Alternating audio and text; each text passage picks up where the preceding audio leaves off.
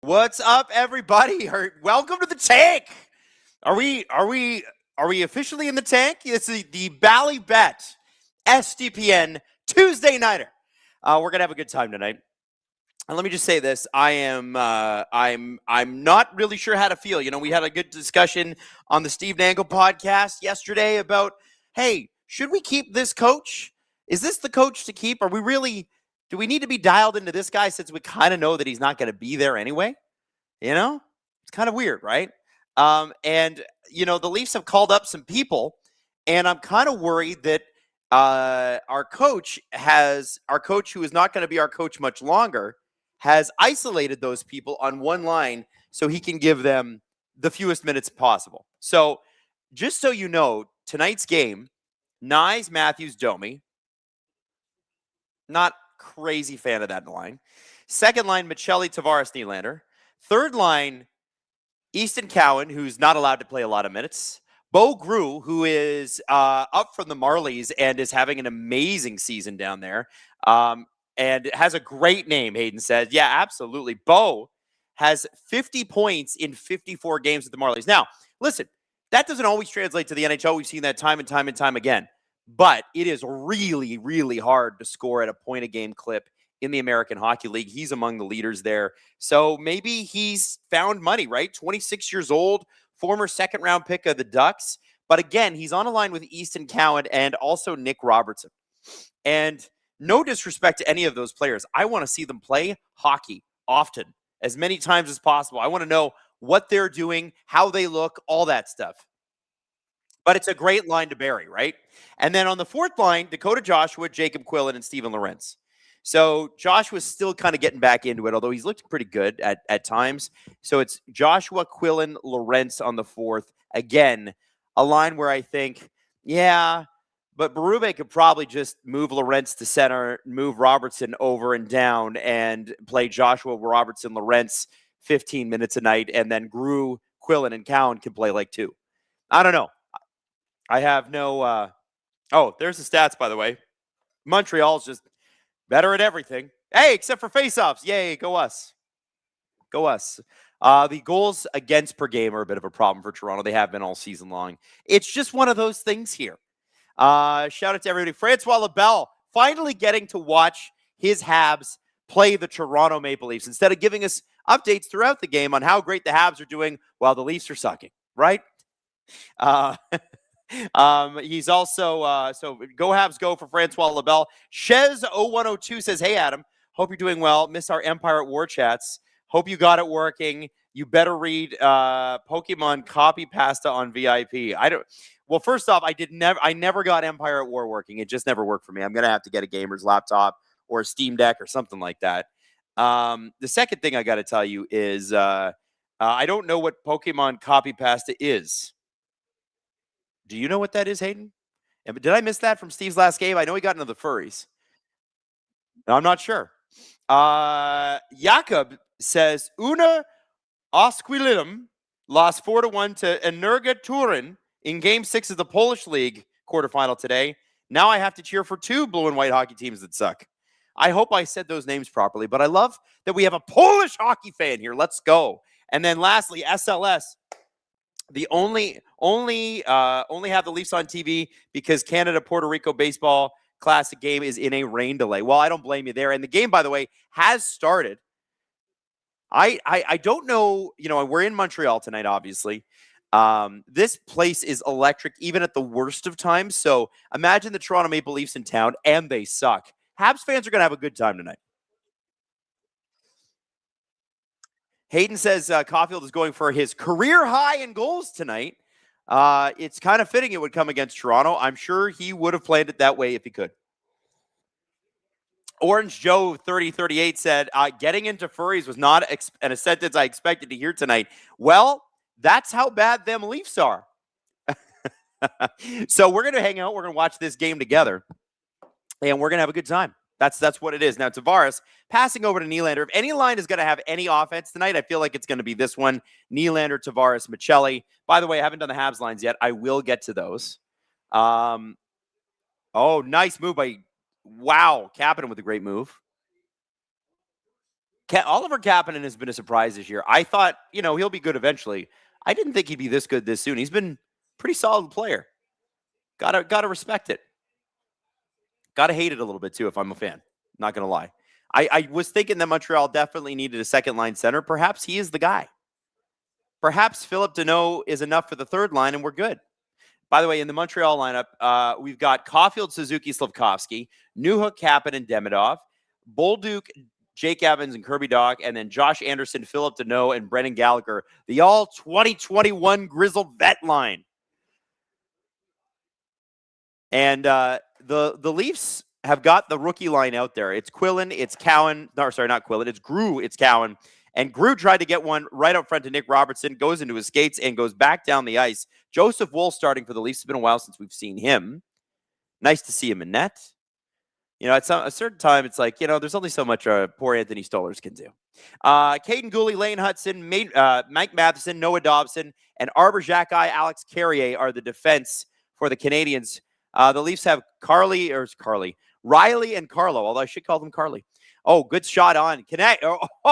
Gooley had a great opportunity there against Joseph Woll, but that was turned aside. So it's Riley Carlo, McCabe Ekman-Larsson, Benoit Stetcher. Not, you will try. I think it was probably a lot for the Leafs to even ask Berube to play Bo Grew tonight. William Villeneuve would have been nice to see him play tonight as a puck-moving depth defenseman from the Marlies. Well, he's a stud defenseman on the Marlies. He would be a depth defenseman on the Leafs, at least to start. But no. One rookie at a time. We simply couldn't. We simply can't. One of the things I think you have to look for in situations like this, when you're watching a team who stinks, like the Leafs do, is individual performances. Obviously, we're looking for Cowan, we're looking for Grew, we're looking for signs of life from Matthews. Good shot. Wall loses his face protector shield, his helmet. That's what I'm looking for. So we're looking for that. Meme Empress says, who's making Adam read the Vaporeon copyasta chat? I don't know. I didn't stick around for all of that. It was such a depressing game. Francois Lebel, what would it take to get an all Canadian teams logo in the emojis? I don't know. Do we have a Leafs logo in the emoji? I don't even know if we're allowed. Yeah, that stuff might be trademarked. Goofy Goober, maybe unpopular, but I'd rather the Leafs just miss the playoffs. So you don't give the Boston a good pick. You'd rather the Leafs just miss the playoffs so you don't give Boston a good pick or give them an unprotected one in 2 years. I don't blame you either. I think that the tank thing is it's a pipe dream. I mean, obviously you don't care if you get Keaton Vierhoff or Gavin McKenna. I mean, it's supposed to be a deep top 5 this year. So if you do get them, you go, well, that sounds like a 2028 problem. We've got this player now. That's great. But I do think you make a good point that, hey, try to win some games. But they haven't been able to do that. Like, even when they are trying, oh boy, we almost had too many men on the ice there. I think Habs fans wanted that to happen. I think when you do that, like you try to win, you are actually controlling your destiny, which I like. I'm with you on that. The problem, I think, for the Leafs is that they can't win. They're not trying to tank. They are trying to win. They just can't. That's the scary part. Rachel Bishop says, I can endorse the Steam Deck. I can now replay Fallout New Vegas during my lunch break. I've heard it's awesome. I got to get it.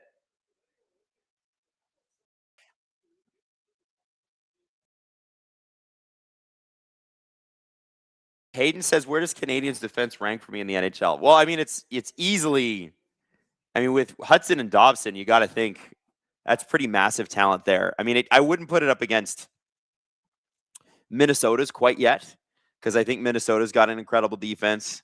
I think that people are sleeping on the depth of Colorado and Dallas's defense. They talk about the forwards all the time. But yeah, Montreal is easily top 10. I have to really examine it, but when you have Hudson and Dobson, I don't know. I think that should be an instantaneous jump into the top 10, and then we'll talk about Gooley, Matheson, Xhekaj, and Carrier, right? Those two guys alone are admission into the top 30% of the league, at least. So that's the best answer I can give. SLS says, show gripper. So, oh, there we go. And we have a Habs goal. Send it to and it's Oliver Is it Oliver Kapanen or Ivan Demidov? And the shots are already 5-1 Montreal. That's right, kids. Montreal is averaging just a little over a shot a minute. You know, you said earlier, Goofy Goober, I would like the Leafs to win so that Boston doesn't get a good pick. And I told you that's going to be hard because they can't. Oh, what a move by Kapanen. That was great. Great play in to get it to him. But he creates his own play along the board, passes it to Demidov, who's got great vision, and really, like, he took that hit from Oliver Ekman-Larsson, able to get back on his feet, and Kapanen just buries that thing. Francois Labelle dropping 5 SDPN membership because he's a Habs fan. Woo! Kapanen has 10 first-period goals this year. How about that? I don't even know. Does that stat mean anything? I guess it matters. I guess he starts on time. I don't know. I can't relate him from Toronto. Oh. Well, this is kind of the way it was always going to go. I'm going to move my television screen just a little bit closer here so I can look straight on and at you. Yeah, it's how we're ever going to get this situation under control. Not this season anyway. I just think you need guys in the lineup who are going to try, and I feel like you need the coach gone. But I feel like they're committed to keeping the coach for some reason. I don't get it. I don't understand it. Just move my TV here. But they're doing it. How many embarrassing losses in a row? Because if we lose tonight, how many embarrassing losses in a row can you keep this coach? You know what I mean? I'm just saying it's getting a little weird, right? I don't know how many. Like, does it get to 10 losses in a row before they're like, okay, that's a mercy fire? Shay 0102 says, yes, it was the furry stuff. It was the furry stuff. Girthy says, Weeping Bell over Vaporeon. Ooh. Weeping Bell was a pain in the butt. Okay. With all the poison stuff, it's so annoying. I haven't played that in a long, long time. I don't know it like Steve knows it anymore. I used to be obsessed, of course.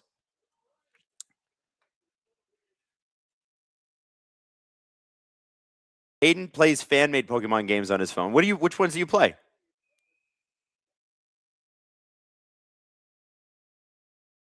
Emerald Sea Glass. I've never heard of it. Sparta says, this team is a tough watch. It's not just the losing, it's the domination. Yeah, that's the thing, right? And we keep talking about it on the podcast, and people keep going, you guys are negative. And I'm like, buddy, like, how... You're watching it, right? Are you watching the games? Because I'm watching the games, and it doesn't look great to me. Says, why the F does Bo Gruel play wing? Isn't he a center? I know. Well, it's Berube. Now, I want you to do me a favor. It's the Bally Bet SDPN Tuesday night stream against Les Habitants in Montreal. And we want you to join Bally Bet with the code Go to the Net. Download the Bally Bet app and register with the promo code Go to the Net. Make your first deposit, choose a bet, and submit a wager of at least $10. If your bet wins, you'll get a bonus bet based on the odds of your wager. So odds are odds greater than or equal to -500 or less than +300. You're going to get $50 in bonus bets. Odds greater than or equal to +300 or less than +900. Receive $200 in bonus bets. Odds greater than or equal to +900. Receive $400 in bonus bets. So join Bally Bet today. Link below in the description. Void in Ontario. And let me say this. If you do not want to bet on the Leafs, and I don't blame you, try the Oscars. There's some really good ones. And at least you can feel like, hey, I've seen some of these movies. And if I put a couple bucks down, I feel like I could do okay. My greatest vindication will be Marty Supreme not winning Best Picture. It doesn't look like it will. And everybody says that movie's great. Don't you Benjamin Button me. Sinners, I have not seen Sinners, Hayden. Hayden asked me about Sinners. I've heard Sinners is awesome.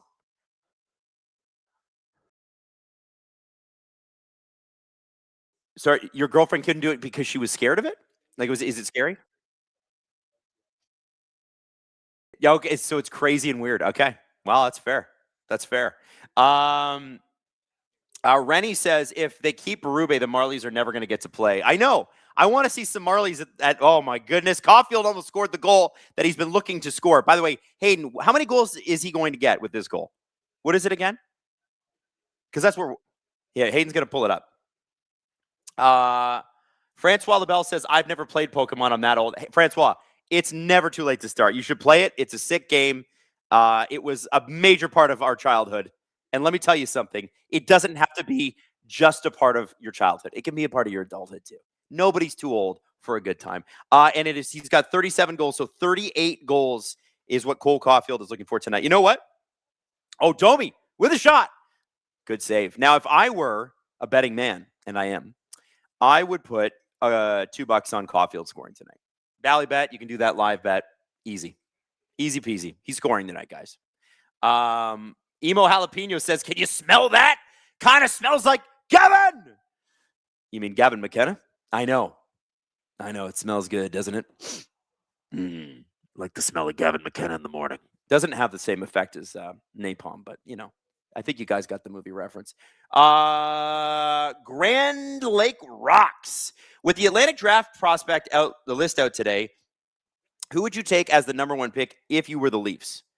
So the Leafs have an interesting situation there. I think you don't mess with a good time and you take the star player, the star center, because Austin's only under contract for 2 more years after this one. If you can't get it turned around, hey, well, at least you still have Gavin McKenna, right? But a lot of people are going to say, and I think, good opportunity there by Dakota Joshua, but the Montreal defense is able to break that up. I think that was Josh Anderson, who is an equally big body and also is Wayne Gretzky against the Leafs every time he plays us.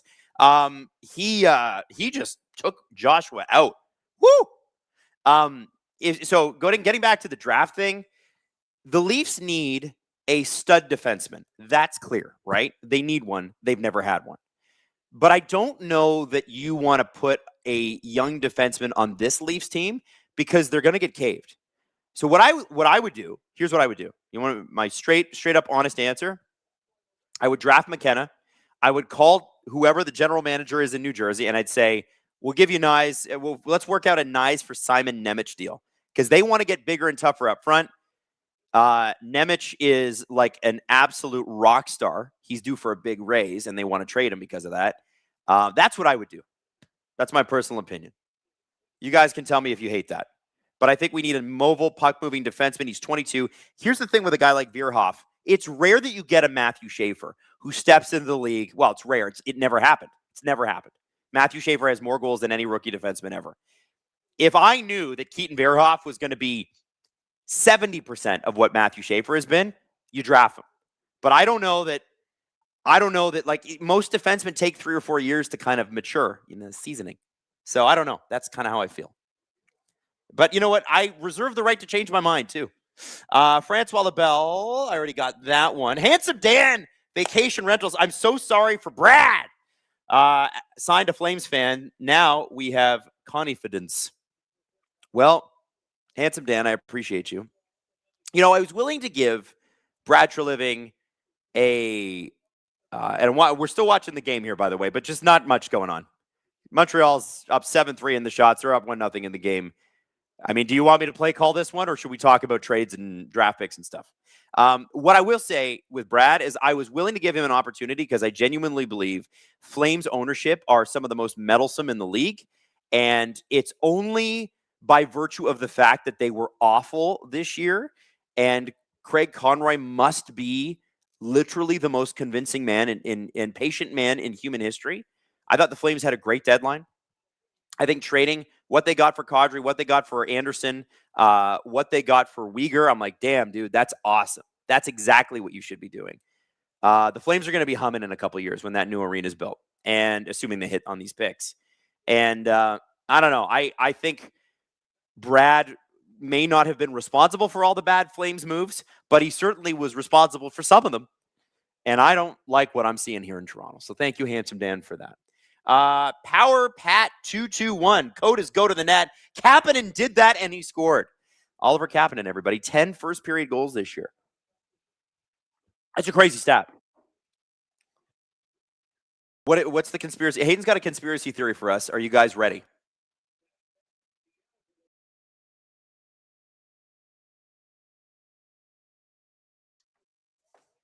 Oh, you're gonna love this. You're gonna love this. Hayden just said to me, "I have my conspiracy theory," and his conspiracy theory is he got Nick Foligno at the deadline because his brother Marcus plays on the Minnesota Wild. Now, Guerin said, "Hey, this isn't a family reunion. We're here to win a hockey team. We're here to win a Stanley Cup. Blah blah blah." Yeah, we get it. Hayden thinks, and I think this is kind of smart, that Bill Guerin did that to show Quinn Hughes, don't worry, Quinn, we're going to go get Jack too. Now, Jack's under contract for a long time. And Hayden says that's why they didn't need to go get a center. But what are they going to give Jersey for Jack Hughes? That's what I got to know. Handsome Dan's vacation rentals also dropped 20 SDPN memberships. Handsome Dan, that is extremely handsome of you. Thank you, sir. Shadow Mask 87. I'm glad the Leafs found a way to avoid playing Florida. Which is not playing at all. You know what's crazy? Florida, the Panthers are sinking like a rock. They have control of their first round pick, I believe, this year. Because I believe it's top 10 protected if they traded it to Chicago, if I'm wrong. I don't know. Anyway, it's entirely possible, ladies and gentlemen, that the Florida Panthers win the draft lottery and draft first overall. Let that soak in. Now, Montreal fans, who do you want? Who would you take if you're a Habs fan? Okay. Right now, you get two choices. Florida wins the draft lottery. Toronto wins the draft lottery. Who do you get? Who would you prefer? Do you want Florida or do you want Toronto? That's what I got to know. Hayden says, I fear for Steve if Florida won the draft lottery. We got, okay, so all these Montreal fans are like, Toronto. A few people are saying Florida. Power Pat says, I want competition with the Leafs. Yeah, it would be nice if the Leafs and Habs were good at the same time. That one time they were. That was a pretty incredible playoff series.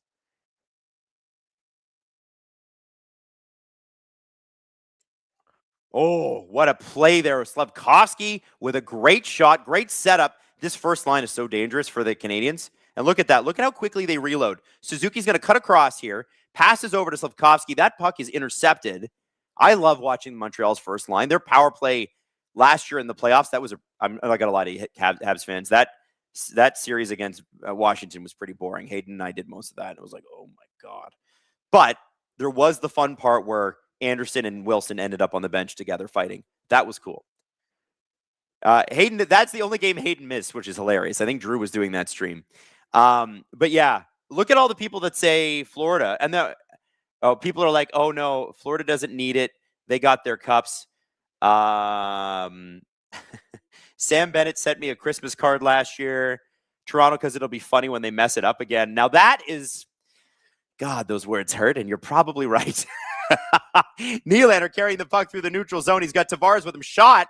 Good save by Dobich. Tavares grabs the puck on the high board, gets it down below. Michelli not deep enough to get it. Demidov able to get it out. Leafs corral. Benoit carries it across the red line. Partial change for both teams. Benoit dumps it in, and it just goes into the crowd. Listen, I love Simon Benoit, but his play lately has not been fantastic. Ryu, Tree, as in Brad Treliving, to retool by getting older and slower. Oh, man, you're not kidding. Let's go 221. Go Leafs today only. Signed, Sens Army. If the Leafs pull off a win tonight, I'll donate $50 to Adam's charity of choice. You know what? I'll pick the charity, and the charity is Easter Seals Ontario. Or you can, or if you're in Quebec, if there's an Easter Seals Quebec, do it there. You know how closely we work with Easter Seals, and so I would love if the Leafs win tonight, if you would donate to them, that would be amazing. Burps McGurp says, why focus on Doug Armstrong if Jim Nill is available and the Leafs have endless amounts of money to sway him? So Jim Nill, Dallas's general manager, Jim Nill, if you guys don't know, is apparently, I didn't say he was available, but his contract is up. That's the rumor. We don't have any confirmation of that. It's not like there's a Puckpedia GM version. We don't really know, but that's what I've been hearing. So if that's true, no disrespect to Doug Armstrong, who is from Sarnia and grew up a Leafs fan, and I heard from a source this week that Doug Armstrong, here's the quote I heard. You ready? Doug Armstrong was always coming to Toronto. It was always going to be his stop. So that's what I've heard. But if Jim Nill is available, I think you're absolutely right. You go after Jim Nill. But you're going to have to give Jim Nill a few years to cook, because Jim painstakingly put together that pro scouting staff and that amateur scouting staff in Toronto. Interestingly enough, in Dallas. Toronto hired one of Dallas's chief scouts, the guy that found like Wyatt Johnson and Rupe Hintz and all these guys that came up through the Dallas system. He's in Toronto now. We just haven't given any picks to draft with. His name's Mark Leach. Jim Nill knows Mark Leach. Maybe we send Mark down and be like, Mark, go be our sleeper cell. Go get it done. Go watch a whole bunch of Dallas Stars hockey in the playoffs. Sit next to Jim Nill in the box and be like, Jim, wouldn't this be great in Toronto where it's colder and the taxes are higher? Wouldn't you want to? Come on, Jim. And the team's worse. Way worse. Are we pumped? Are we selling you yet? Good. Good. Sign here. SLS, Sinners is overrated. One battle after another should win Best Picture. So, okay. Let me talk to you about Best Picture for a second, guys. I got an opinion. All right? Or I have a question, I guess. Is One Battle After Another a good movie, a great movie, whatever you would quantify it as, or is it just the Leonardo DiCaprio hype machine telling you it's a good movie? Because whenever he comes out with a movie, there is an enormous PR campaign behind him. And I know how I sound. Mr. Sour Grapes, Jesse would reach across the desk and slap me right now. But I'm just going to be straight with you. I think a lot of Leonardo DiCaprio movies are less good than they're made out to be. Shutter Island, Revenant, just to name a couple. Departed, incredible. Titanic, even Titanic's incredible. Revenant, garbage. So is it a good movie, or is it just a Leonardo DiCaprio movie so everybody's like, well, it has to be good. He's in it. Just saying. Tyson Barnett. I haven't seen the movie. I will watch it. I think of all the current narratives around Matthews, just noise. Most of them parallels from the Hughes trade. Canadian team trades American captain. I think he wants to stay and extend into his 30s. So here's, I'll tell you everything that I've heard about Austin Matthews, which isn't much. Okay. He wants to win. He wants to win in Toronto. If Toronto completely loses its way, kind of like they did with Doug Gilmour in the mid to late 90s, Austin Matthews will probably want to, once 31, 32 hits, look at a situation where he can go try to win a cup. And who could blame him? But the Leafs have given him 9 straight years in the playoffs. And over that time, he's had some good moments, but we've never seen a Nathan McKinnon performance. We've never seen a Mikko Rantanen from last year performance. We've never seen Alex Pietrangelo in the 2022 Stanley Cup playoffs for Vegas. We haven't seen that from Austin, right? Like the knock against the Leafs, and it's true, is that they have not performed in the playoffs. See what I'm saying? So the idea that he would just want to go, bad giveaway and a goal, and it's Montreal up 2-0. That's just a crazy bounce. There's no skill involved. Sometimes you're lucky, and Morgan Riley's on the ice. It's not Morgan Riley's fault. It's Philip Deneau, noted Alan Walsh client, now with a beard. Playoff beard is already ready to go. And Wool is just not prepared for this one. We're gonna break this down. Look at this. So, yeah.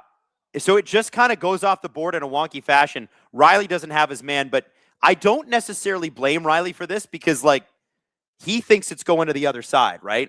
That's just bad luck. But Deneau does a great job slapping that puck with his backhand. Then he's able to pull it to his forehand just in time to beat Joseph Woll. You probably like a save there. But, it's the Toronto Maple Leafs, so we're just going to bumble our way through the remainder of the season. The Leafs may not win again. Anyway, back to Tyson Barnett's thing. I agree with you. The narratives around Matthews are just people looking for things to talk about. I don't blame them for looking for things to talk about, by the way. But there's been zero indication from his camp that he's in any way like needing a trade out of town. It would be awfully shitty after 9 years of 9 straight playoffs, the longest streak currently in the NHL. Still not over yet. Let me have this. It would be awfully weird for him to be like, yeah, I'm out now. That's stupid. But they have a titanic task to turn this ship around in the next couple of years. And I just don't, you're going to need somebody brilliant in there to get it done. Straight up. It's not going to be easy. All right. We got a couple new members. Eskibra is now a member of the SDPN VIP. SDP VIP, buddy. Welcome. Extra episode every single week. And if you upgrade to SDP VIP ad free, that's every single episode early and no ads. That's up to you. Francois, hold on. Here we go. All right. I've got a lot of super chats. Guys, you guys have been so great. Hang on. I'm going to get to all of them. Hexus says, SDPN is a household name, if you ask me. Thanks, guys, for being best at what you do. Sending love from Detroit. Thank you, Hexus. And I apologize for all the insults I hurled at the Detroit Red Wings, which were completely valid until this season. I didn't get the plan. It took a while. Team looks good. Team looks really good. Tough loss against Florida the other night. I think maybe division lead, maybe not happening, but you're still going to the playoffs. Enjoy that shit. I'm going to miss it so much as a fan. But we're going to be streaming games. Steve and I at very least. I think Jesse might too. We'll see. I'm going to bully him into it. It's going to be my goal.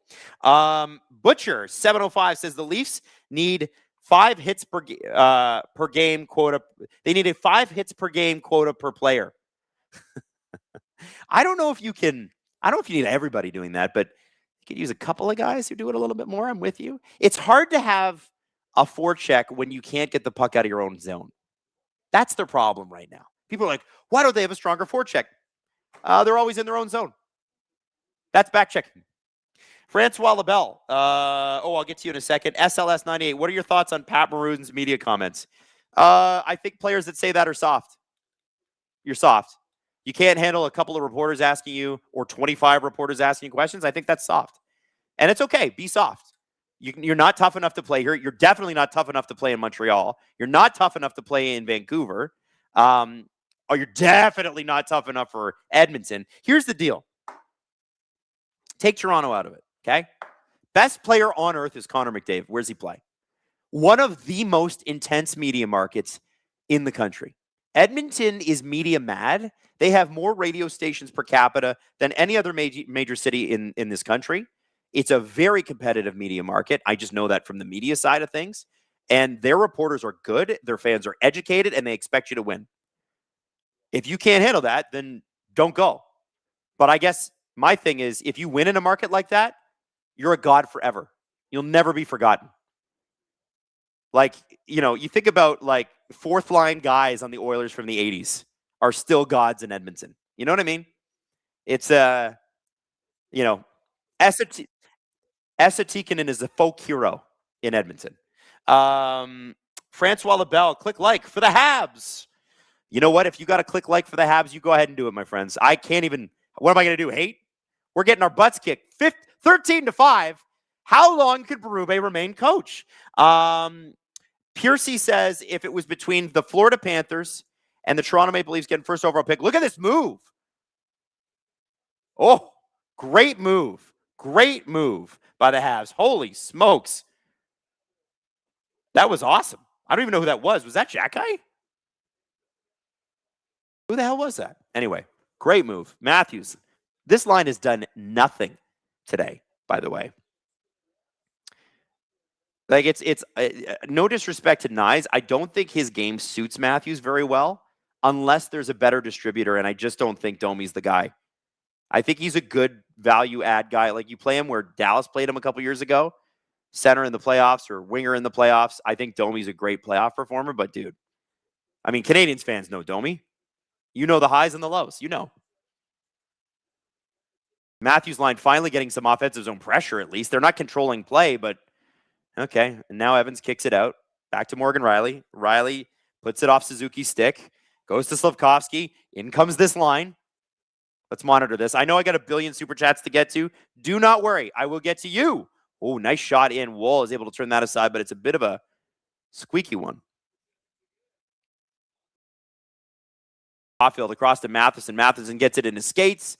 Out front to Kapanen. Good save by Joseph Woll. Kapanen almost had Woll fooled there. Caulfield with a shot from a sharp angle, not able to get it past the post. And out it goes. Nylander's going to give chase. Dobson. Back pass. Michelli's giving chase now on Matheson. Kapanen back to support. Dobson's going to carry this puck out. Dobson's pass is intercepted in the neutral zone. Sorry, I almost sneezed there. Demidov. To Newhook. Newhook reloads, gets in. Shot! Newhook! Oh, Demidov had a wide open net, and he was just not able to get the handle on it. He was maybe just a step behind. The Habs now out shooting the Leafs 17-5. I would hate to know what the scoring chances are because they're probably bad. A merciful minute left in this first period. The Leafs look about as bad as I've ever seen them, and that includes this past Saturday and the previous one against Tampa and Montreal. Habs come in offside, and let me get back to the Supers. Now, PC27 says, I would much rather the Florida Panthers get a first overall pick than the Toronto Maple Leafs. Francois Labelle says, I would love for it to be Toronto because they'll mess it up somehow. Mikalia Lindsay. Mikalia? Is that how I say your name? This year's pick to Boston or next year's? Scary. Well, next year's pick is Phillies. LOL. But conditionally, it could be 2028 that goes to Philly. And next year, I hate it all. Spriley, Florida deserves to win. Oh, wow. Cowan was taken down there. Oh, and there's going to be, I think McCabe's going to fight. I think McCabe's going for a fight. Yeah, we got to fight. Oh, McCabe falls. And Gallagher and McCabe, two old grizzled vets with bald spots, both of them. And the Habs fans love it. If there are any Leaf fans there who dared to show their face, I'm sure they like that too. At least somebody's fighting somebody. Yeah, everybody's up on their feet in Montreal at the Centre Bell. Damn. Dancing Bear with Thomas and Elias Pettersson potentially moving in the summer. Do you think the Devils maybe move Hischier? His contract is up after next year. I don't know why you wouldn't re-sign him. Don't you need Hischier? I don't know who you have replacing him. Butcher705 says, how about the Leafs do Jim Nill as general manager and Armstrong as assistant GM? Why not both? I mean, I guess you could bring in Nill as a GM and Armstrong as a president. I think the Leafs need a president. Yeah, I mean, listen, I'll be honest with you. I think Jim Nill, if he's moving, he's going to want to be president too, right? Muad'Dib, the chosen one. Please tell us what needs to happen to get Goth Steve. Toronto's going on a power play, by the way. This is hilarious because the Leafs can't get anything going on the power play. I'm sure the Habs are thrilled about it. They're like, great. Shorthanded goal time for us. I am kind of surprised that the Leafs got away with not getting an instigator there, but they never call those properly. Sorry, I'm catching up with my super chats here. What do we need to do to get Goth Steve? I think you need to get, I don't know if it's Goth Steve. I think you need Emo Steve. I think you need Black Parade Steve. My Chemical Romance Steve Dangle. I will get him the eye makeup and the wig if you need me to. JaneAir.com. No team is more joyless after scoring than Toronto. AM34 started this apathy. Why is trading him never even a topic? Is he really untouchable? To be honest with you, trading him has been the topic. That's all everybody wants to talk about. I don't think Austin Matthews is apathetic. I disagree with that. I think he's just not the most emotive person on the ice. I do think the team is playing with significant apathy, and I think it's because they're done with this coach. And that's why I keep suggesting, like, they're outshot 18-5 right now. It's a 4-on-4, by the way. Habs did win the argument. There should be a penalty both ways. I think that kind of makes sense. At a certain point, like, what are we doing here? You need to be firing this coach. Our Bruce says, "Allez, Montreal." I know that because you scored and that was cool. Francois Lebel, ole. Crash test fetus. Knowing my Habs, they will just blow it to come back. Not against these Leafs. The Trash Panda, 8-ball for an overtime letdown. All right. Will the Toronto Maple Leafs, here's my magic 8-ball. Will the Toronto Maple Leafs tie this game in the second and third period and then somehow, some way blow it in overtime? The 8-ball says my sources say no. You know why the 8-ball says that? Oh, something fell. Do you know why the 8-ball says that? Because the 8-ball's smart. The 8-ball has sat here and watched me watch the Leafs with you all season. They're not coming back. Are you kidding me? No. S. Lupin's 982. Can we just turn Riley into a left winger? Honestly, I don't hate that idea. Why not? Try it, right? TMB Sports. If the Leafs win one of the lotteries, they'll be fine. Yeah, but they're not that lucky. Let's be honest. Come on. Dan Patrick, 9420, says, I blame Steve because he forced Marner out of town. You know what? You're right. Steve has that kind of power. Now, for his next trick, Steve is going to force Brad Treliving and Craig Berube out of town. Watch.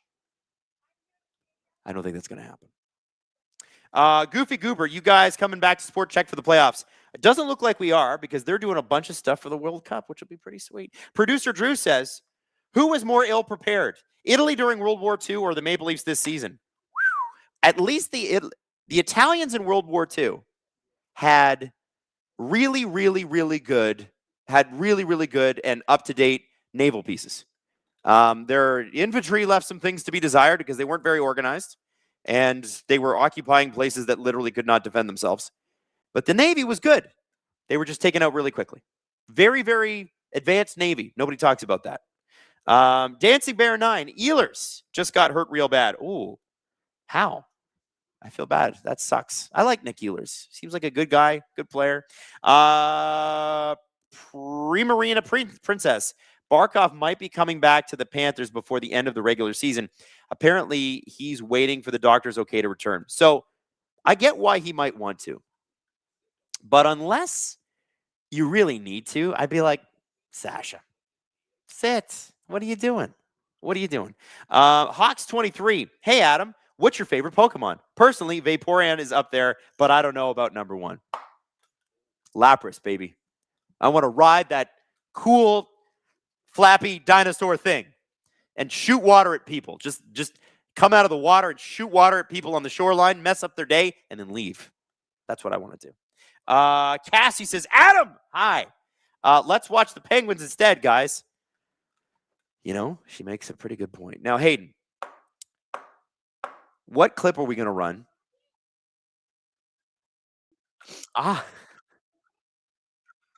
Hilarious. Well, since the Leafs were outshot 18-5 in the first period, I have suggested on Monday, perhaps it's time to let them go. Here, watch the clip. Do I make a compelling enough argument for you? Darren Dreger said last week, and he said something along the lines of players might not want to come here, right? That paraphrase. And we've heard that many times. And I'm wondering if the call might be coming from inside the house again.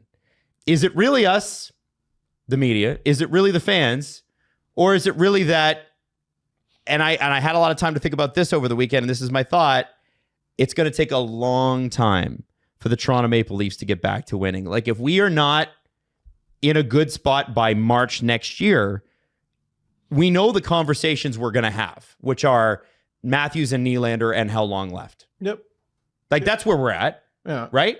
I'm wondering if it's less about the fact that people care so much in this market and more about the fact that the prospects on the team don't look good.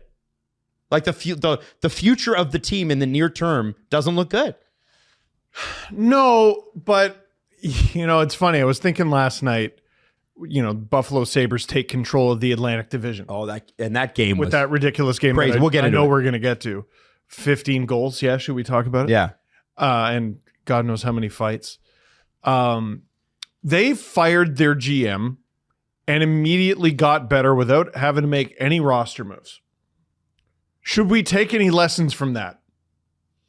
No. Let's just keep. You know what? All this stuff about apparently CJ was like, I really don't know if they're getting rid of Tree.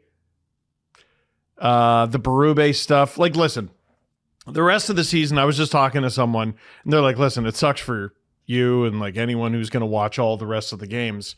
But like, this is probably what's good for them. And they're probably right. Like, the way they're playing right now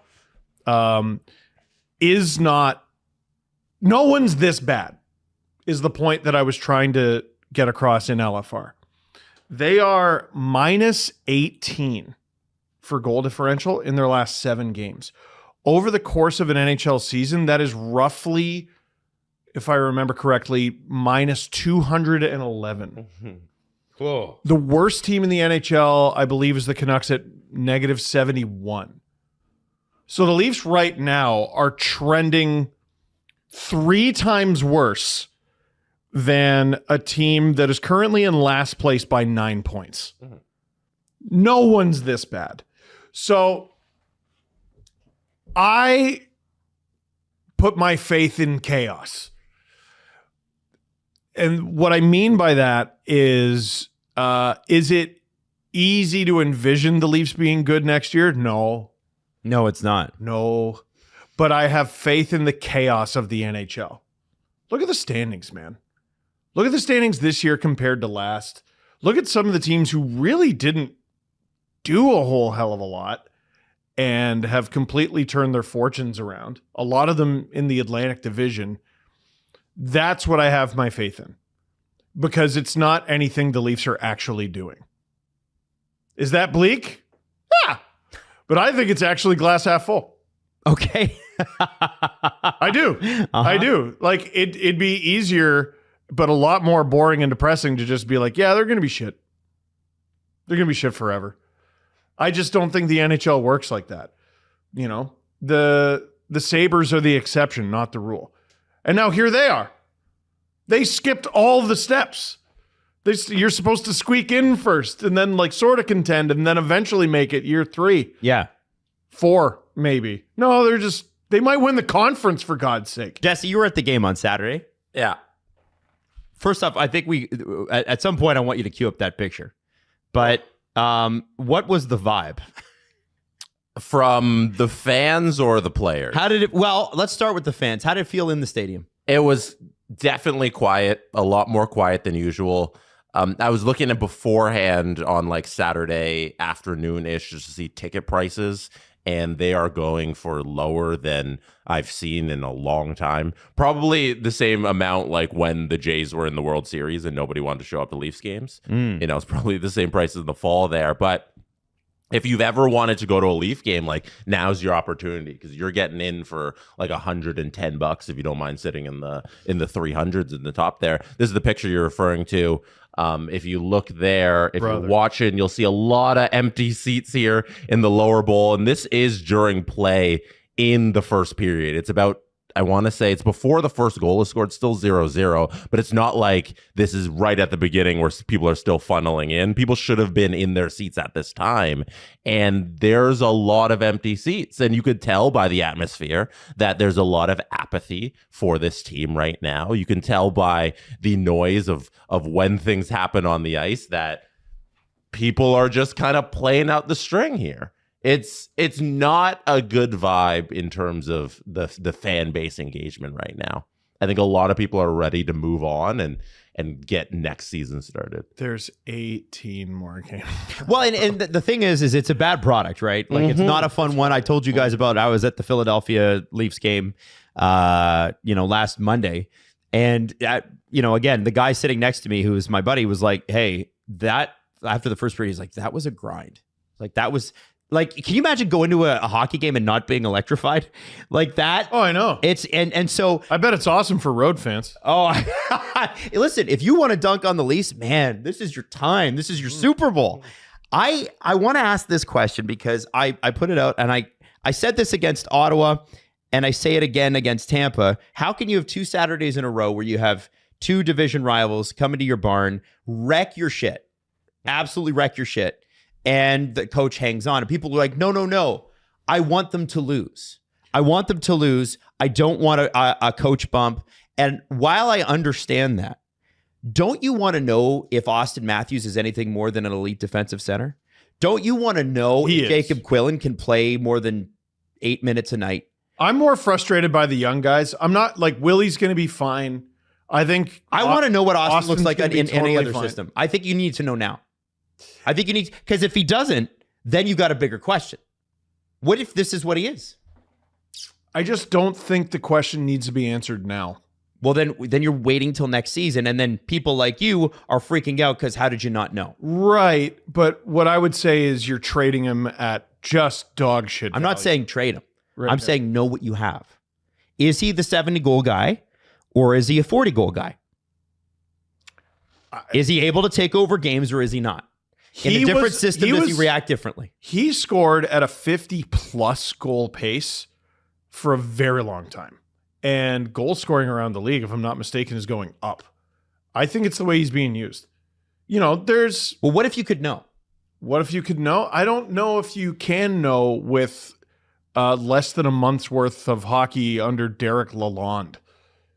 You don't think a different system, having a several week snapshot? I mean, they took the week and a half out of the Olympics to decide the entire direction of their season. Right, but that was stupid though. But at least this is a 6-week snapshot. Yeah, I just... So you want Berube to stay and just continue to pound these guys into dust. So here's what it is. On my way in, someone was like, don't you get the impression they're doing this on purpose at this point? And my answer was, I hope so. Otherwise, they're this bad all by accident. Uh-oh.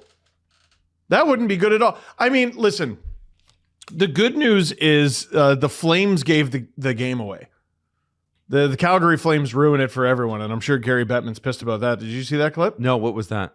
They scored a goal, and then the camera was on their management box, and they were all upset. Oh, that. Yes, I did see that. Like, they know what they want. Now, there's no confirmation that that's how it... I didn't watch the game, but that they're talking about it on the CJ show, and they're like, that could have been an they edit. allowed the first goal of the game, because they allowed a goal in like a first minute of the game. And they were smiling, though? No, they were upset. No, but they were like, it was sort of like, oh, but like smiling. Yeah, but like unless you're watching the broadcast or know how they made that edit, then we don't know. It's very easy to edit that. Yeah. Okay. Or it's just they can just take that clip and air that at that point. Well, then take the Flames out of it. Mike Babcock, who is just not all that clever when it comes to social cues, was like, well, we tried to finish last place when he was talking about the year where they, here, let me just check it. Oh, finished last place. Mm-hmm. Right? So Sure. I think it's their goal now. They're really, I don't know if there is a point to firing Craig Berube before the end of the season. I'm not sure. Like, unless he does the Tortorella thing that happened last year where he's basically like, I don't enjoy my job publicly, which was crazy. But like, he can't come back. He can't come back next year. And I don't know how many more times I can say in plain English, it doesn't mean he's a bad coach. It just means he's not the right fit for this team. Yeah. So many people are like, how can you say...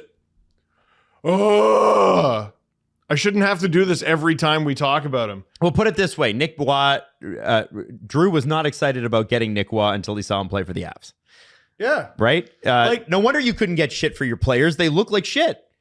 I do want to say, like, Craig Berube does have a problem with bottom 6 players.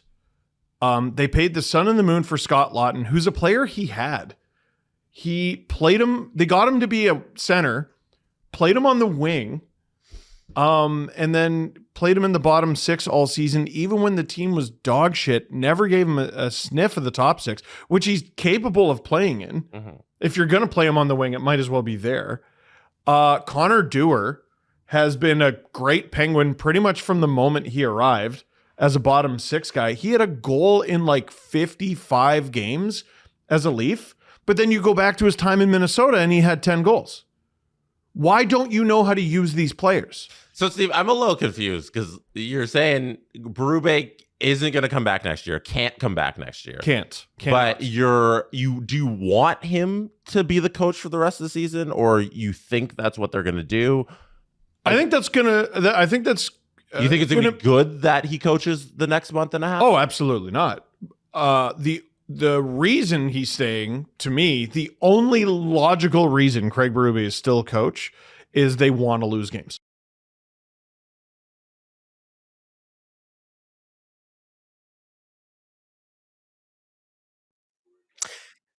Katie Faye, I missed your super chat. I apologize. There's been a lot. Listen, I love having Habs fans in here because you guys are just having the best time right now, and we're sad. We're a bunch of emo boys and girls, and you know what we could do? Maybe in the third period, we're going to put together a list of the top. Let's put together like a Spotify or an Apple Music playlist of sad boy songs, so I can listen to sad boy songs, sad boy and girl, but sad boy song because I'm a boy on the way home. Now, Katie, I can't believe I'm saying this, but I'm swapping to the Sabres game. However, because all of New York State is blacked out from all New York and New Jersey games, time to sail the seven seas. 4-team blackout. The NHL hates fans. So wait a second. So you're swapping to the Sabres game, which, believe me, I don't blame you. Just come hang out on the chat. Like, I love that. However, because all of New York State is blacked out from all New York, New Jersey games, time to sail the seven seas. All team blackout. NHL hates fans. Man, I just don't get it. I don't get it. I don't get it. I don't get it. Time to get with the new world. And Gary Bettman's like, I've never watched hockey like a fan, but I get to make all the decisions. That's the thing. Like, if you're the commissioner, you shouldn't be able to write off your subscriptions. You should have to work a minimum wage job or close to it at least a couple days a month in order to pay for these dumb subscriptions, okay? And then you should have to watch the games local to you that are blacked out. You need to watch like a fan watches, okay? I'm serious. There needs to be some sort of like, hey, Gary, people would actually like to watch the product. Could you let them? Anyway. What else we got here? So, okay, we got Ryu. I saw your super chat before we went to break, and I'm actually really excited that you brought it up. Fun fact, Macklin Celebrini is Carey Price's best point-producing teammate. That I don't understand. How is that possible? Did they play together? Oh, Carey Price's contract with the Sharks. Oh, that's great. Now, Ryu, that's really smart. Now, guys, I want to educate you. Because as a Toronto Maple Leaf fan, I'm now no longer interested in the happenings in the NHL. I'm interested in 14 and 15-year-olds who might play for my team one day. And the name Celebrini, that rung a bell. I want to introduce you to Macklin Celebrini's younger brother. He's got two brothers. His youngest brother is 14. He's in his 14, 15 year. So this is the under 15 North Shore team. I think he's 14. Yeah, he's 14, but it's an under 15 league in Vancouver, okay? North Shore League. RJ Celebrini has played 55 games this year. That's a lot of games. RJ Celebrini, Macklin's youngest brother, has 69 goals. He's got 74 assists and 143 points, 55 games. He's averaging just under 3 points per game. Now, Macklin, you're probably going, well, what was Macklin? What were Macklin's stats at that same age? Macklin, at 14 years old, playing for Shattuck St. Mary's, which is a private school. He had 50 games. He had 51 goals. He had 90 assists and 141 points. I don't know what they feed them in North Vancouver, but this RJ Celebrini kid, I'd be watching out for him. Wow, 69 goals, which is a nice amount of goals. Nice. That's crazy. That's a crazy stat line. Here comes Matthew Nyes, future Hab. By the way, it's funny that all those rumors about Matthew Nyes going to the Habs, and I know I've got super chats to get to. Don't worry. You're probably going, do you believe them? Yeah, I believe them. I believe that the Leafs are looking at everything. I'm not surprised they couldn't get a deal done because I don't think they're particularly a very decisive group. But what didn't make sense to me is what the Habs would give. I don't know what. I mean, Montreal's got a lot to give. And listen, Matt Nyes is a special player. And I know he hasn't played the greatest this year. He still has 50 points, 51 points in like 58, 59 games. So that's pretty good. And all of that with a knee injury most of the season. And he's big and he's heavy. It's hard to find guys with the build of Matt Nyes. He also is a rock star. The guy, he just rocks. He's awesome. But I don't blame the Leafs for going, well, what could we get for a guy like that? Because you probably could get a lot and it could help kickstart this retool that you're going to have to do. I just don't know what the Habs would have given it. Like, it's not, please don't say it's going to be like David Reinbacher. No disrespect to David, but I haven't seen anything that leads me to believe after the injuries that, even the Habs are all that confident. I saw people saying Bolduc, and I'm like, yo, Zach Bolduc has not had a goal in like 20 games. What are we talking about? Okay. Johnny Rico. Oh, there's a Starship Troopers reference. Go Habs, go. Butcher 705. I'd love for the Leafs to sign a dog like Alex Tuck. Oh, great move in. And Evans just completely outmuscled Troy Stetcher there. But Joseph Wall is able to get the pad down. Yeah, I mean, I would love for the Leafs to be able to sign a dog like Alex Tuck. But if you're Alex Tuck and you were born and raised in Western New York, are you leaving Buffalo now when they're good? I don't think so.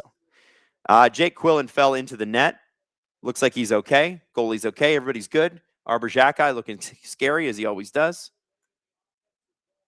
Grand Lake Rocks. What's your take on the Steelers offseason so far? I'm excited.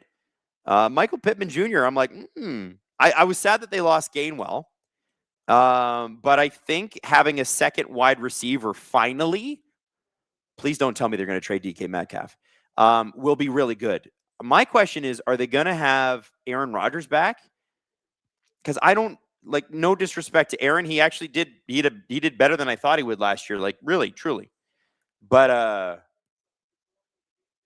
really? So Arbor Xhekaj is in the box right now for interference, and that is on the Jacob Quillen play. So the Leafs are going back to the power play. Now, Habs fans, this will be nice practice for your shorthanded group. It's going to just boost your confidence. This Leafs power play, I don't think Matthews has had a power play goal in like over 20 games. Look it up. I'm serious. That's a real stat. This team can't get anything going on the power play. So if they do tonight, I'm going to be like, what's wrong with you, Montreal?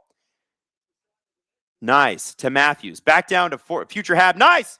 Over to John Tavares, and that is tip wide. Hey, here's something new. The Leafs have a little offensive zone pressure on the power play. This is rare. Philip Deneau, by the way, is such a pain in the butt on the defensive end of the puck. In 2021, I'll never forget, he shut down Matthews and Marner once Tavares went down. He was awesome. Leafs falling all over the ice. Riley fell at the point. Nobody was around him, but he was still able to receive the pass, at least stop the pass. 1:12 left on the power play. Leafs are 29th in power play goals this year. Isn't it fun? Isn't this great? Don't worry. Super chats, I'm coming. To all the Habs fans that are coming in, by the way, let's have a good time tonight. You guys are a good time. I do kind of wish that our teams were good at the same time, because a good blood feud between Toronto and Montreal would be nice. Don't you think? I'm a little bummed by it. Like, it was so much fun with the Sens and the Leafs in the playoffs last year. Like, super fun. And just as the Sens are getting good, just as the Canadiens are getting good, the Leafs fall off a cliff. I hope this doesn't last. Like, I hope Austin Matthews said in the press a couple days ago, he said there was that year that Tampa missed. That's the year I think they drafted Drouin and then traded him for Sergachev. Brilliant. Sorry, Habs fans, I have to give you that one. Sorry, I have to give it to you for that one. I hope that's kind of what happens for the Leafs, but forgive me if I don't have the most faith. We also don't have like a first round pick. They did. Grand Lake Rocks, you already got you that. What else we got? We got Joshua Lambert. Slav is a beautiful angel. A beautiful Olympic angel, too. He was very good in the Olympics for Slovakia. JaneAir.com says, Leafs Nation, you trade AM34. What is a good return? Well, whatever Robert Thomas was going to get, which was a pretty good roster player, a very good prospect, and a first-round pick, I think you're probably going to need to be at least 2 first-round picks. Like, so Rantanen was 2 first, 2 thirds, and Logan Stankoven from Dallas. Oh, nice feed in. Oh, my God, how did Nick Robertson miss that? An absolutely beautiful play by the Leafs' second-line power play unit, and I think Nick Robertson's stick broke. He had a wide-open net and a great feed from Max Domi, and he just couldn't bury it. That non-goal right there sums up the Leafs season. Just chaotic and hilarious. And not good. Oh, Caulfield's looking for that goal. Remember, goal 38 is a career high for him. Of course, it should come against the Leafs. Habs now out shooting us. Here comes Slafkovsky, 20-6. Slafkovsky's little backhand on Joseph Woll. Yep. Dobson to Slafkovsky. At the side of the net to Suzuki. They are just able to intercept that pass. Boy, this top line for Montreal looks real scary. Look at this. Slafkovsky breaking in. Splits the D. Gets it out front. He should have shot that puck. He's being way too generous. He might be a beautiful angel, but he's got to be a little more selfish. Whodat024 says, we have Gripper Nation and we have Crab People. And based on last stream, Steve seems to be resonating with the furries. What should we call his furry following? Well, we already have the embarrassing Dangle Navy thing. Because we always wanted to make fun of because Rihanna had the Navy after she did the Battleship movie. So we call it the Dangle Navy. Man, the furries. I can't think of a good one right off the top of my dome right now. But I feel like that might be a good one for the SDPN Discord. Oh, here comes Demidov breaking in. Oliver Kapanen has had a couple of really good chances tonight. He already buried one. Almost had one there too. Ooh.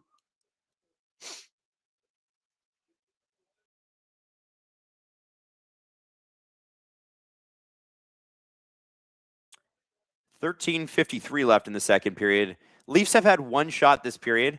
Habs have had at least 4.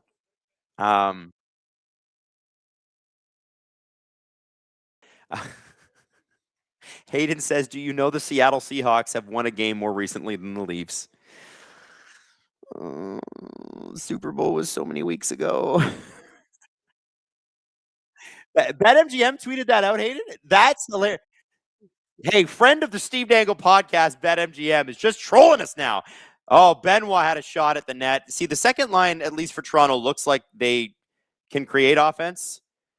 Easton Cowan is out there with them, which I think is cool. I don't know if they're mid-change or what, but he looks good there. Benny to Nylander. Nylander. Hey, this is over 30 seconds of offensive zone time. This looks positively last season's Leafs. Nylander, shot down low to Tavares. Tavares digging in the corner. Out front to Benoit. Cowan in front, shot! Dobish with the save. Wow. Montreal now outshooting the Leafs by triple, 21-3. David Tizard, 97. D-Tiz, for short. You guys have got to cover the 572 penalty minute junior game in Newfoundland. I have not heard about that.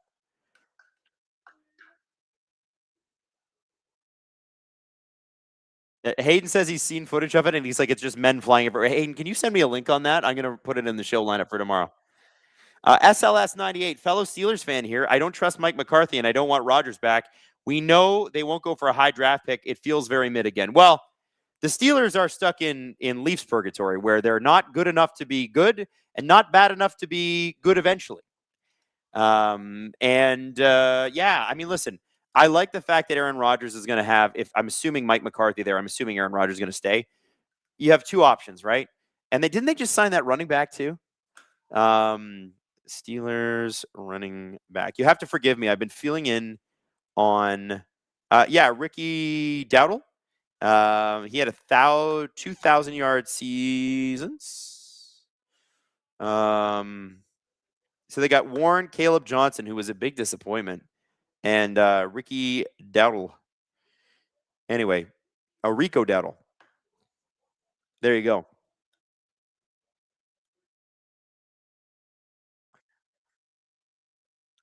Okay, I will get. Thank you, Hayden. I appreciate that. So Steelers, listen, they're trying. They're spending money. Fans seem to be pumped.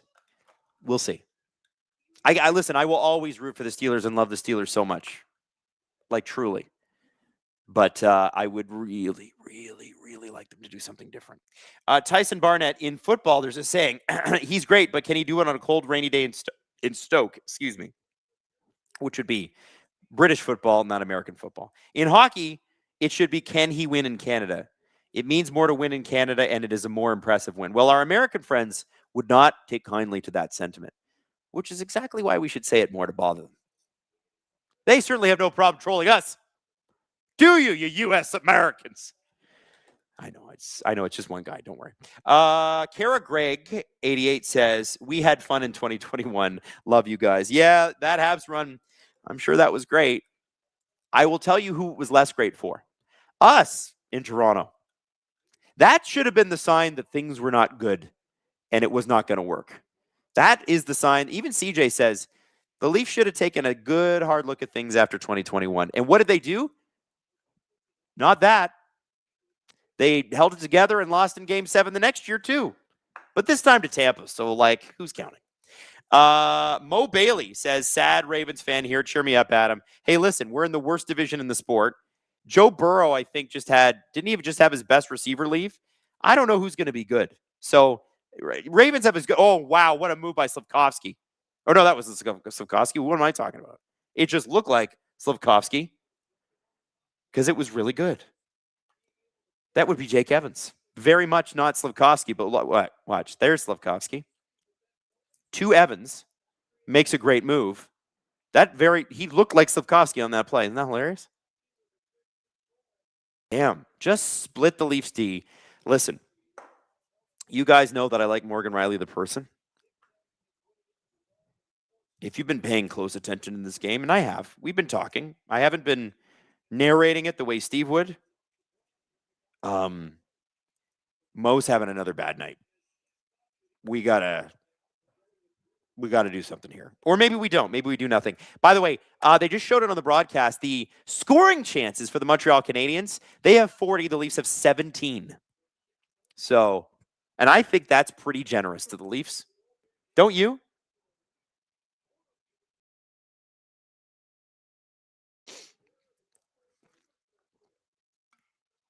Nuke the Whale says, Adam hates Mo as a person. You bet. That hateable personality, Morgan Riley. God, he just grinds my gears.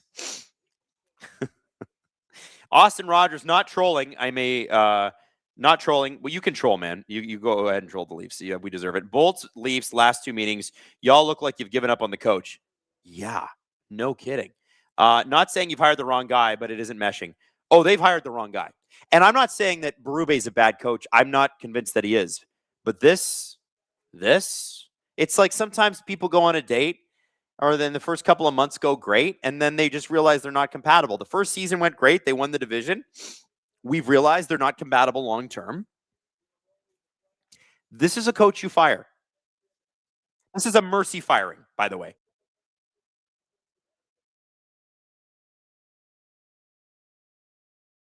Hayden says, it's important to note, Scotty Bowman is the only guy that's won a cup with 2 different teams as a coach. And I think he did it with 3, didn't he? Yeah. Yeah, so hiring a head coach with Stanley Cup experience, if they've won it, maybe not great. Somebody's got to, like John Cooper eventually is going to change that, right? Or is he just going to be the Lightning coach forever till he's dead?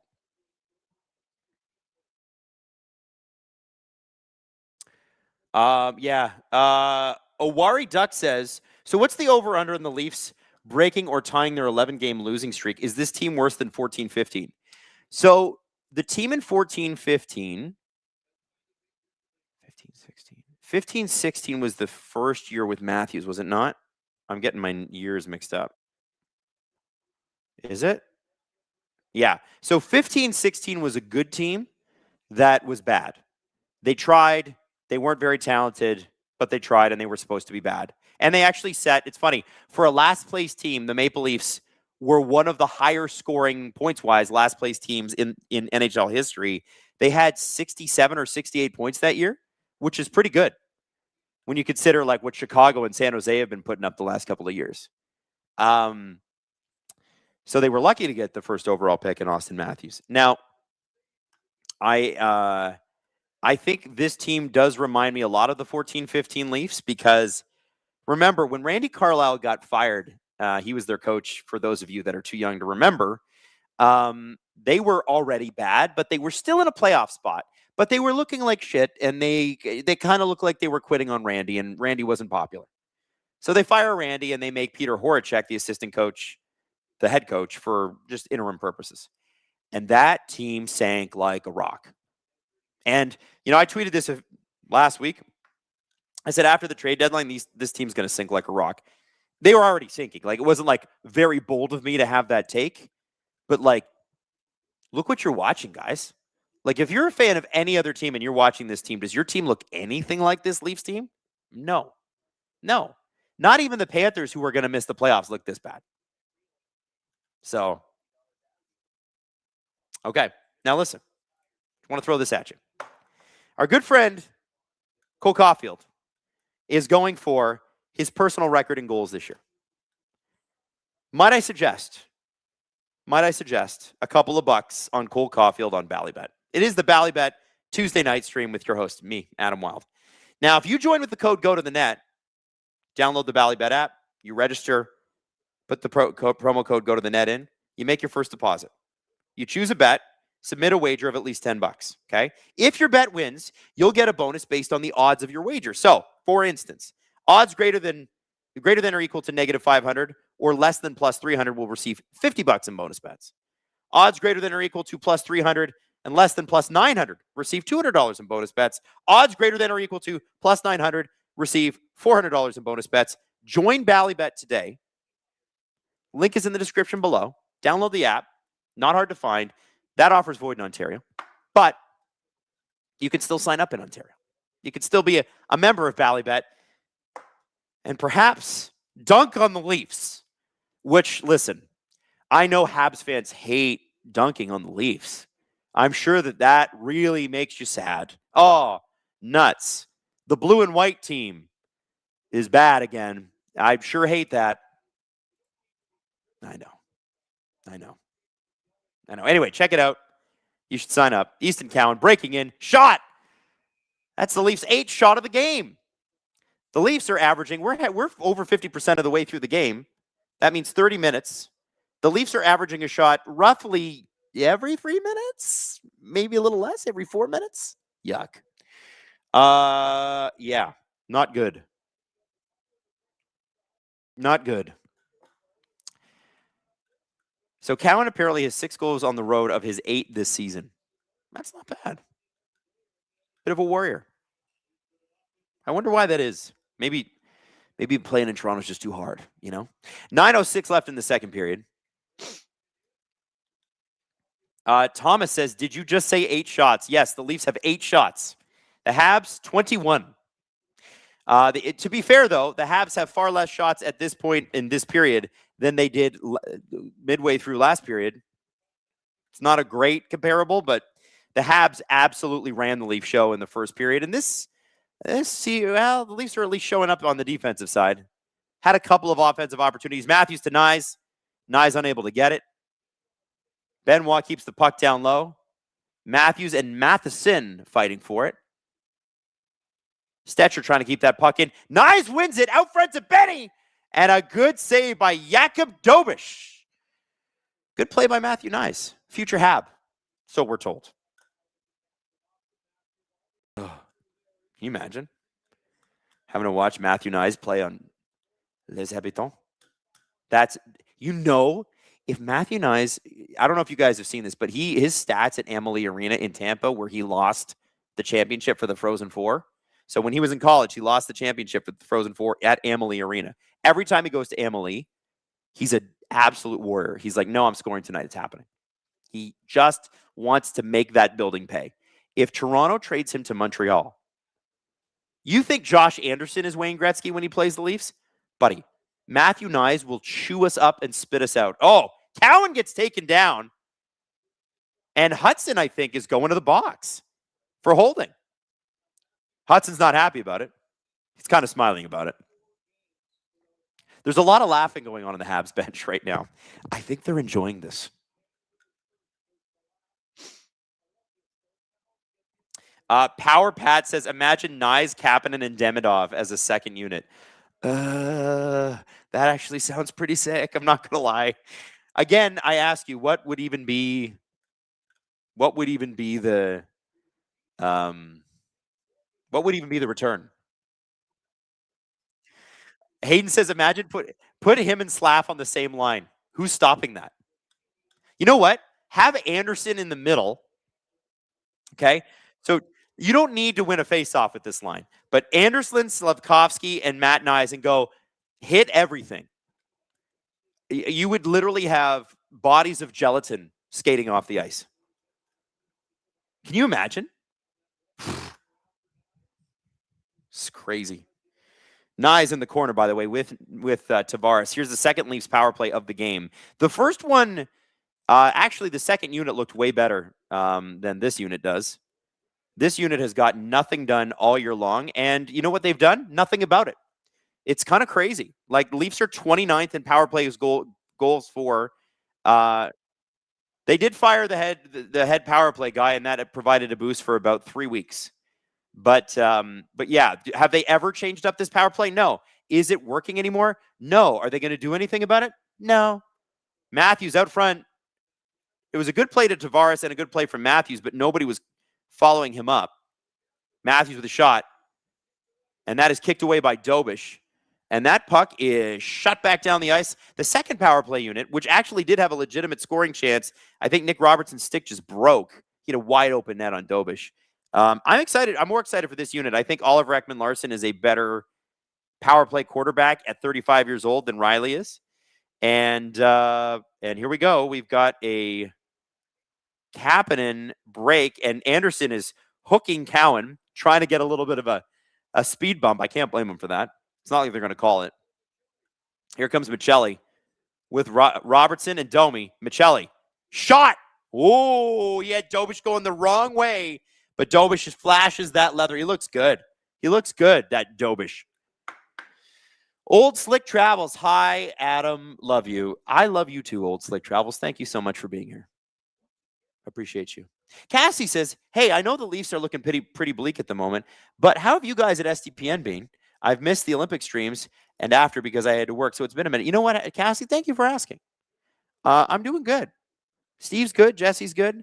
We're getting excited for the playoffs. The Leafs won't be in it, so deadline day was fun. Hayden just said, yeah, deadline day was a riot. We're very lucky. We've got an awesome group behind the scenes here, and we've got an awesome group of you guys who come and hang out with us. So I don't know. I feel very, very fortunate, very lucky. Sad about the Leafs, but it's always kind of hilarious when they're depressing. And I always remember some of the funniest moments we had on the show were early on when the management group was completely incompetent. I'm talking like Dave Nonis era, long time ago. It's going to be a good time. Look at Dobish making another great save with that glove. That's probably his fourth of the game. And this is a good shot from McCabe. He gets a nice snapper. Yeah, Dobish looking like vintage Patrick Waugh there. Got the hook, too, with the glove. Yeah. He is 10-1-2 in his last 13 starts. How about that? For a team that couldn't get any goaltending early on, man, good for Dobish. And, it's so surprising with the regression of Montembeault. I don't think he's going to be a Hab much longer, I'll be honest. Dobish has really got a great opportunity here. What's that, Hayden? He said they've got Fowler coming up too. Yeah, I think You know what? If the Habs are smart, they're going to rip somebody off for Montembeault this summer. Oh, here we go. Matthews with a, oh my God. So that, Cowan's doing the right thing there. He's going to the net, kind of like the Bally's promo code, right? He's going to the net. It's good. And Matthews gets a rebound here. Look, they're showing it on screen now. He would have buried this 2 years ago. This one goes right into the pads. Sometimes when you're not feeling it, you're just not feeling it. It's just not going for you. I don't know what else there is to say. All right, let's get to some Power Pat says, actually, did I hold on, I got to go way back further. Oh, Burps McGurps, are you familiar with Kid Craddock from your time with Kiss? And if so, what were your thoughts? So Kiss in Canada is different from Kiss in the States because the Kiss brand in the States is owned by a company called iHeartRadio, which used to be called Clear Channel. Kid Craddock is an absolute legend, especially in the Dallas area, Southern United States. I think that the Kid Craddock brand, it's funny, Kid Craddock was not a young man when he died 10 years ago, I think. But he was such an important radio host that 10 years later, his show is still going with all the same people, and it's still called Kid Craddock in the Morning. And he's been dead for 10 years. That's crazy, right? He was beloved. I loved Kid Craddock, and he was one of the guys I used to listen to along with Elvis Duran. For anybody in the New York area or Miami area who knows Elvis Duran, I used to listen to Elvis Duran and Kid Craddock. Elvis Duran is like my Wayne Gretzky for radio. I love the Elvis Duran show still, even though I don't do pop radio anymore. I think it's still a phenomenal show. Solid Octo Parakeet. That's a great name. Solid Octo Parakeet. The power play goal stat is deceptive. The Leafs are tied for last with the Islanders, Philly, and the Blues, all with 29 goals. So let me look this up, because if that's the case, let's look at stats. Let's look at team stats. Who's got the worst power play percentage? That would be the Islanders. It's so crazy that the Avalanche can't score in the power play. They're among the league leaders in goals. They have 235 goals. Who leads the league in goals? Oh, yeah, it's the Avalanche. But none of them are coming on the power play. Figure that one out. Nylander up front. Oh, Nylander is wide open and he scores. Leafs are back in it. Do you feel this, Montreal Canadiens fans? We're in your walls. Sorry, I had to get that out. Shots are still 21-14, but I told you the second line is the only thing that has anything going tonight, and I believe that was a nice little give and go with second line transplant Easton Cowan. That puck is intercepted. Nylander to Cowan, back to Nylander, and look at that. You play Cowan in the top six, and he continues to create offense. Craig Berube, are you hearing me? Wow,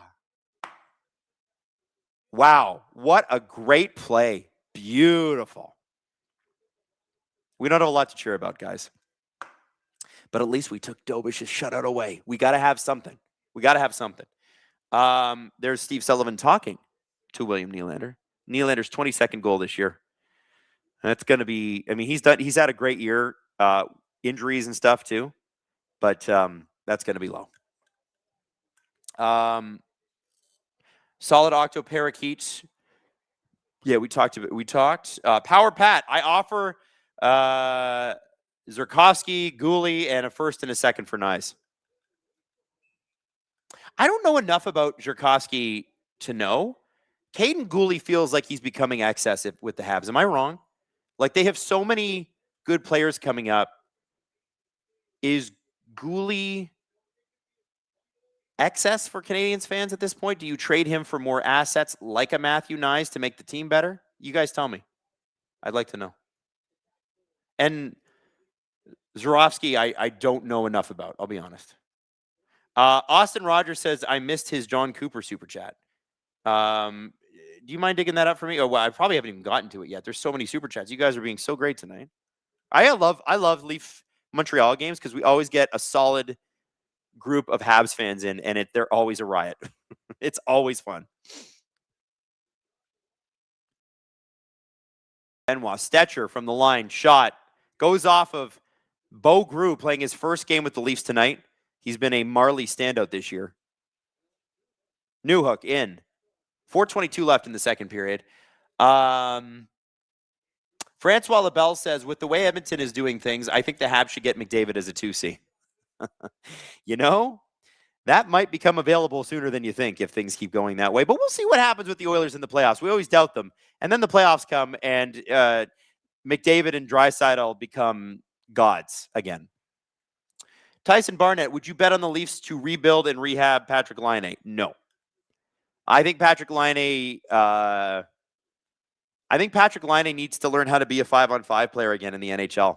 And I don't know that he ever was a great 5-on-5 player, but there's a reason he's taking like defensive line rushes with the Canadiens. You cannot. Hayden doesn't think he plays another game in the NHL. I think, man, if he went to the KHL or Europe, he'd tear it up. But I mean, he's got enough money to retire if he wants to. I just think like what a brilliant project player. But I feel like Patrick Laine needs to go to a fun team like the Ducks or something that's got a good culture. He would do well in Florida. Yeah, and just sign a league men deal. Oh, McCabe just put one up the post. Dobish with another save. Hey, the Leafs might actually tie this. What? Domi with Tavares and Nyes now. Cowan moved up. And that first line looks good. The second line looks good. Hey, the Leafs have some legs here. What's happening? Habs, are you going to let us do this? Sloopins 982 says Laine is literally just better scoring Galchenyuk. Yeah.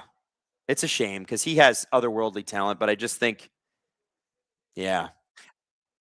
Okay, I missed that super chat, so I'm going to get that super chat. Austin Rogers, I don't want it to happen, but am I surprised Toronto didn't throw a blank check to John Cooper? Why not? 2 cups and an opportunity to bring a cup to Canada. Listen, I'd love John Cooper as a coach as much as the next guy, but why would John Cooper leave? That's the question. Tampa can pay him whatever he's worth. Great save by Joseph Woll there.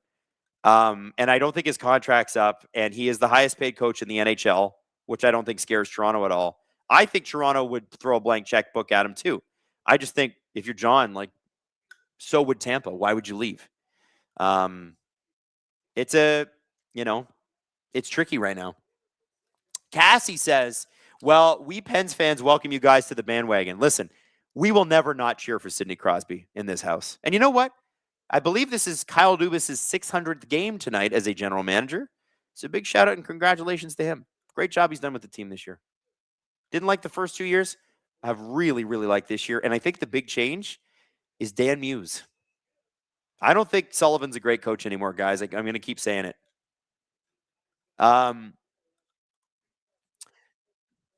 He is a gold medal winning coach. Yep. Dan Patrick, Matthews reminds me of Brett Hall with no Adam Oates. Yeah, I think that's fair. I mean, he doesn't have a good disher this year. He's basically had to carry everything. And no disrespect to guys like Bobby McMahon and Max Domi and Matt Nyes and stuff. Like, I think the Leafs are offside here, by the way. I hope they don't score. If they do, the Habs should challenge it. Yeah, I think they need to find him a legitimate top 6 option and not like some mid top 6 option. You got to find somebody great.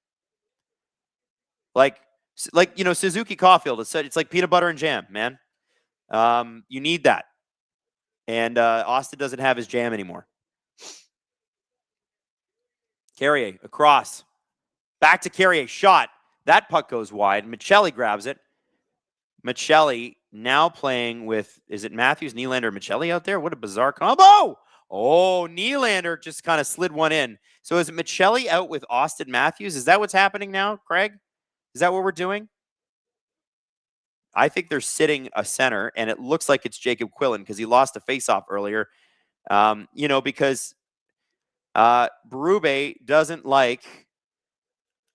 Oh God, Berube, play Jacob Quillen for God's sakes! I told you this would happen. Period's over. Leafs looked a little alive there for the last 5 minutes. I have to call it what it is. Francois LaBelle booed the Leafs goal. Don't blame me for that. Ashkova, 75-91. Fun fact, more goals were scored in that banger of a game Monday, that's, I think, Buffalo and Tampa, than the last 7 Leaf games combined. I don't like that stat, man. Why'd you have to do that? How do I even react to that? Total malarkey. I have to move on from that, Ashkova. You just hurt my soul. Okay, Total Malarkey. I'm sorry I'm late. Did you say which Pokemon would be the most tasty and which one you are most romantically attracted to? Hockey fans need to know. I think a Pikachu would probably be pretty delicious. Pikachu roast.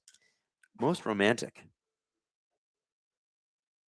Yeah, Pikachu roasted on open campfire I think is good. Most romantic? Hitmonchan or Hitmonlee. Don't sleep on a tough guy. They can be softies. All right, we're going to play. What's the game called, Hayden? Give it to me. Final 20 with me, Adam Wylde, with Bally Bet on our Bally Bet Tuesday night stream. Get ready, kids. Lock in. I want to see if you guys are ready to go. All right, now Hayden's going to bring it up on screen, and I can see it right there. This is Final 20 with Dangle. It's wild now. Okay, now, third period puck drops. We're going to play this. This is for a $400 Fanatics gift card. You can sign up right now. Link is in the description. Come play along. Come get yourself a $400 Fanatics gift card. You're joining the prize pool. We're going to give this a little bit more time. Get people in. Get people excited. Get the people going. All right. Hayden, have we given them enough time to play Final 20? Let's play. Okay. I have done terribly at this game in the past. Now, pick a Maple Leafs player to record at least 1 point in the third period. Well, I love that Nicholas Waugh's on there. That's just funny. You know what? I'm going to go Nicholas Waugh. No, I'm going to go Easton Cowan. Easton Cowan, because he's already got a point tonight. Berube's playing him on the top line. Let's go Easton Cowan. Pick the first Maple Leafs player to record at least a shot in the third period. Oh, that's an easy one. Nylander. He's got to go in tonight. Let's go Willie. Third question. By the way, I'm always really bad at this, so if you're picking the same ones I'm picking, good luck to you. Pick the first team to record a shot in the third period. Oh, Canadiens. They're out shooting us 24-16. Fourth question. Will the Maple Leafs score in the first 10 minutes of the third period? Now, that's an interesting question. You know what? It's 2-1 Montreal. It should be more. The Habs dominated the Leafs. They should have scored more goals. Are the Habs going to let the Leafs, Magic 8 Ball, are the Habs going to let the Leafs come into the building and embarrass them with a comeback on home ice? I did see a Canadiens fan earlier in the stream tell me, oh, yeah, knowing the Canadiens, they're going to give up this lead and Toronto's going to come back and then the Montreal's going to come back. Will the Leafs tie up this game in the first 10 minutes of the third period? Magic 8 Ball says ask again later. No, I will not ask again later. I will ask again right now. Magic 8 Ball, same question. Leafs scoring in the first 10 minutes. It says ask again later. Okay, you know what? Fine. Yes, let's be bold. Yes, they will. They're going to tie this game up, make it interesting, and then we're going to be sad. Predict the exact number of shots by both teams in the third period. I think Montreal's in line for another 15 or 20 shots. Toronto, 7 or 8 max. So let's go 22 shots. Leafs get 8, Montreal gets 15. Okay, so let's go through our answers again. Maple Leafs player to record at least 1 point in the third period, I'm saying Easton Cowan. Maple Leafs player, the first one to get a shot in the third period, I'm saying William Nylander. First team to record a shot in the third period, obviously the Canadiens. And will the Maple Leafs score in the first 10 minutes of the third period? Yes, because I'm scary like that. Predict the exact number of shots by both teams in the third. That's the tie break. I'm saying 22. Good luck to you. You are now entered into a prize pool, if you played along, for a $400 Fanatics gift card. Let's go, baby. Let's click submit. Now, what clip are we going to? We're going to do a little Nailing the Apex. We're going to do a little Formula One on your hockey night because our first race happened this weekend, and this is Tim and I breaking down the race. And by the way, we got another show coming out Thursday in preparing for the Chinese Grand Prix. So check this out. A legitimately insane race to start us off. It was a crazy one. And listen, if you're an F1 fan and you feel like you're drinking from a fire hose, you are not alone. Here's the quick rundown, at least. Mercedes has the best car. Front row lockout to begin the race, front row lockout to end the race. And that lockout, Tim, was only the fourth time it's happened with Mercedes without Lewis Hamilton. Yeah. Without Lewis Hamilton, yeah, which is crazy. Accurate. I guess the other ones would have been Rosberg, Schumacher, but it's I don't know. I don't think Rosberg and Schumacher locked out the front row. It depends if they go back to like the McLaren days. Oh, when they that's were true. McLaren Mercedes, right?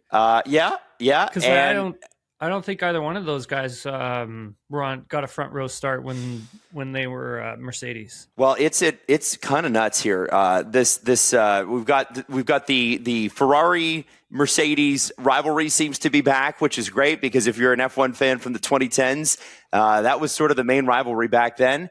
Mercedes basically won all of those races though. And Tim, I think Toto Wolff said it best. He said a solid 1-2. Where you feel a season ahead means you can fight for a world championship. We didn't have that feeling for a long time. And he was wearing that green Mercedes shirt that they always wear when they win. So let's talk about, just to start here, and there's lots of teams and lots of stuff to get through. George Russell said, very nice, very nice. I like this car. I like this engine. They were up, and they were up big, 15 seconds on Ferrari. What did you think of the Mercedes element of this race? And the battle in the middle of it? I think obviously Toto's, everyone's going to be happy when they're winning, right? Adam? Sure. Like that's the nature of sport, obviously. But then when you're not winning, you're probably not going to be happy. I think when we look at how both of these two elements went on Sunday, I would say for Toto, he's obviously happy to finally be back with a competitive car, going through the ground effect era, which is an era that they really struggled with. They could never really figure it out. They could never really, find out what the secret sauce was to making a competitive car, consistent car that was competitive. And then you've got George Russell, and looking at his trajectory, getting to Formula One, the time at Williams, and then when he arrives, for 2022 and you don't have a good car, and you kind of feel like you're back at Williams again and like, this is going horribly wrong. This was supposed to be my time, et cetera, et cetera. And never being able to really get that regulation right. And then you come into this one, and yeah, they've absolutely nailed it, right? Like they've nailed the power unit side. Mm-hmm. The chassis side, however, and we can touch on this a little bit later, but I'll quickly sprinkle it in. The chassis side, however, I think they need a little bit of work in. Yes. Now, George said they underperformed in a lot of areas, they thought. Yeah, they did, actually. I was looking at some GPS data, and they actually, this is like I was saying, it will be a close season. It will go back and forth. So also for George, I'll just finish off on my final thought with all of that. When you're growing up and you're racing against the likes of Lando Norris, Max Verstappen, Charles Leclerc, like they all raced against each other when they were kids, right? Mm. And then as they moved up the ladder, they all kept racing with each other. They're all still in that same sort of sphere. And naturally, they all make it to Formula One. Mm-hmm. And I would say with himself and Alex Albon, they're a part of that core group of young, new talent that came into Formula One back in 2019, 2020 kind of thing. And you're behind everybody else, right? I mean, obviously Leclerc hasn't won a championship yet, but Lando Norris did. And Leclerc is also on Ferrari, where George had to go through Williams. Right. And so, even though Leclerc did have to go through the Alfa Romeo for a season and then into a Ferrari, but still, it was nowhere near the road. Yeah, exactly. It wasn't like a 3-season grind through, really bad team. So I think for George, he's looking at this as this is his opportunity, right? And I think he was prepared well enough with a lot of bad products to sort of seize this moment, if you will. Yeah, I mean, it sure feels that way, Tim. Like, it seems like he's excited. It seems like he understands that this is going to be a bit of a chaotic sort of situation. And, I think in terms of like if you have the advantage early in the season, you have no idea what mid-season or late season is going to look like. Win as much as you can. To try to get away from everybody else. And I mean, George and Kimi both had strong races, but I want to talk a little bit about that Ferrari duel, which was kind of fun. I mean, Charles and George going back and forth. You brought up Charles. Tim, I mean, I think Formula One fans like a battle. I'm not totally sure how the purists are going to feel about that particular battle. What were your thoughts on how it went down? And obviously the drivers kind of, all of them at the same time going, all right, I think this is how I'm supposed to deploy this, but I'm learning things as the race goes on. What did you think about that battle? It was exciting to start the race. I liked that part of it. I do, I mean, for the purists and the non-purists sort of perspective, we'll leave that to the closer to the end, and we can talk about the regulations a little more in depth, because I think that all is sort of one story of in of itself. But when you're trying to deploy and harvest and then battle against someone else, there's a lot that is going on in that scenario. Mm-hmm. Like the car's also learning as well, right? Like there is, and I explained this in the post-qualifying show, where Leclerc had mentioned something very interesting in the media pen following qualifying. But essentially, the software that's in the car is kind of learning from the lap before. Right. And so if you're doing something strange or funny, then the software is sort of picking it up. So as the driver, you've kind of got to make sure everything's sort of clean and as clean as possible, but you're also deploying in the right places. Is the software matching what the deployment is doing? So there's a lot that the driver's having to really think about and go back and forth with.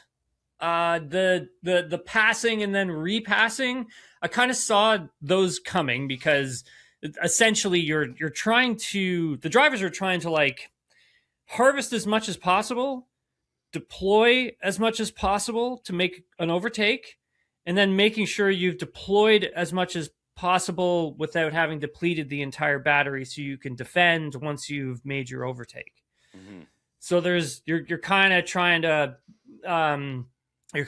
play that sort of battle. Really, you're not flat out kind of thing. It's like, okay, I got to make sure I don't go too fast here, because I can't use up all this energy that I've got in the batteries. I have to protect the position once I get it. I think that when Leclerc actually solidified that P1 spot, mm-hmm. you didn't see him pull away, right? Like because even though he had the clean air, like you didn't see him just tap out a consistent pace really to try and pull a gap. And that usually is what happens in motorsports, right? Like you've fought hard enough to get P1, mm-hmm. and now that you have P1, it's time to be consistent, focus on not making any mistakes, but focus on delivering the lap time for the next 10 laps so you can pull that gap. Right. But with this, since George is able to harvest, he can deploy again. And that gap may have gone to like 2 seconds, but then it could come to like a second, right? And George could be back in that window for the overtake mode. So there's a little bit of that, going on, even though George won by, I can't remember if it was like 10 or 15 seconds. I took a screen grab of it. Yeah. I don't look at that and with this formula, and I'm not like, oh, that's huge. I'm kind of like, yeah, that can be overcome. Like, well, and how much of that, Tim, and this goes to our next point, was Ferrari not pit stopping under safety car? And it was virtual safety car, yeah. But so Ferrari kept Leclerc and Hamilton out, and Hamilton immediately questioned it and said, why don't you bring at least one of us in? I think he probably wanted both, but Leclerc pitted 13 laps later, and both Mercedes cars were sort of out of sight by the time he joined. I wonder, with the 13 seconds, is it whatever it was? It only cost you 13 seconds to pit under virtual safety car, so it might have saved them another 10 or more. I wonder how much closer that gap is if Ferrari plays that strategy perfectly. And it's worth mentioning, by the way, before you answer this, that Fred Vasseur says he didn't regret that at all in terms of their strategy because it was supposed to be a one-stop. What were your thoughts on that strategy move?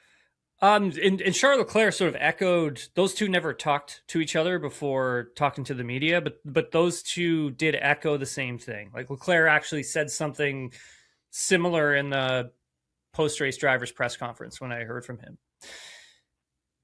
Not pitting during that VSC, I'm on sort of the fence with it. I don't, people are going to roll their eyes at me, but like I'm of two minds of it because Okay. I'm trying to like think of, did they actually make a mistake here or did they make the right move? And I think at the end of the day, Adam, it's kind of like, obviously we're going to go back and we're going to look at this and we're going to be like, yeah, they probably should have pitted.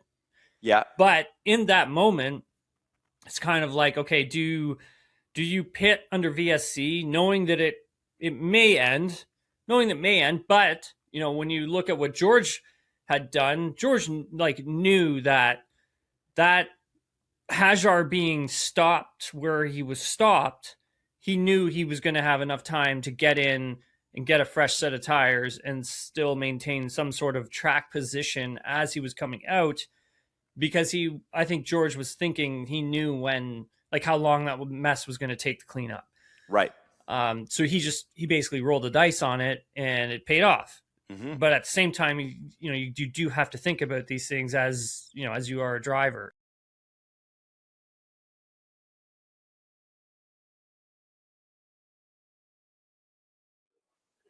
My friends. Welcome back. We're thank you for watching, by the way. That's Nailing the Apex. Tim Harani and I are obviously breaking down everything happening in Formula One. And we've got a big episode tomorrow with Nelson Valkenburg that we're going to record. It'll be out Thursday. We're going to talk a lot about these regulations and how they may change very, very quickly because some people are fans, some people aren't. I don't know if you watched the Australian Grand Prix. It was complete chaos. That's what's so interesting about Formula One. You watch hockey and the rules change a little bit season to season. Formula One's like, no, we're going to do it all at once. Wham. And the cars look different and the drivers don't know how to drive it. And it's kind of fun to watch. Now let's check around the league at some of the games that we have going on. And some really interesting ones. There are 10 games tonight, 20 teams playing. Third period for the Kings and the Bruins in potentially the most boring game of the night. The Kings have 8 shots going into this third period. The Bruins with 12. I can't imagine that's fun to watch. The Sharks, baby. Well, they're getting doubled up right now by the Sabres in the second intermission, 4-2 Buffalo. Obviously, it's 2-1 here, Montreal versus Toronto. You got the Blue Jackets and Lightning. This is a big game for the Blue Jackets and a big game for the Lightning, too. Sabres have taken the lead at the top of the Atlantic Division, and it looks like they may extend that lead now.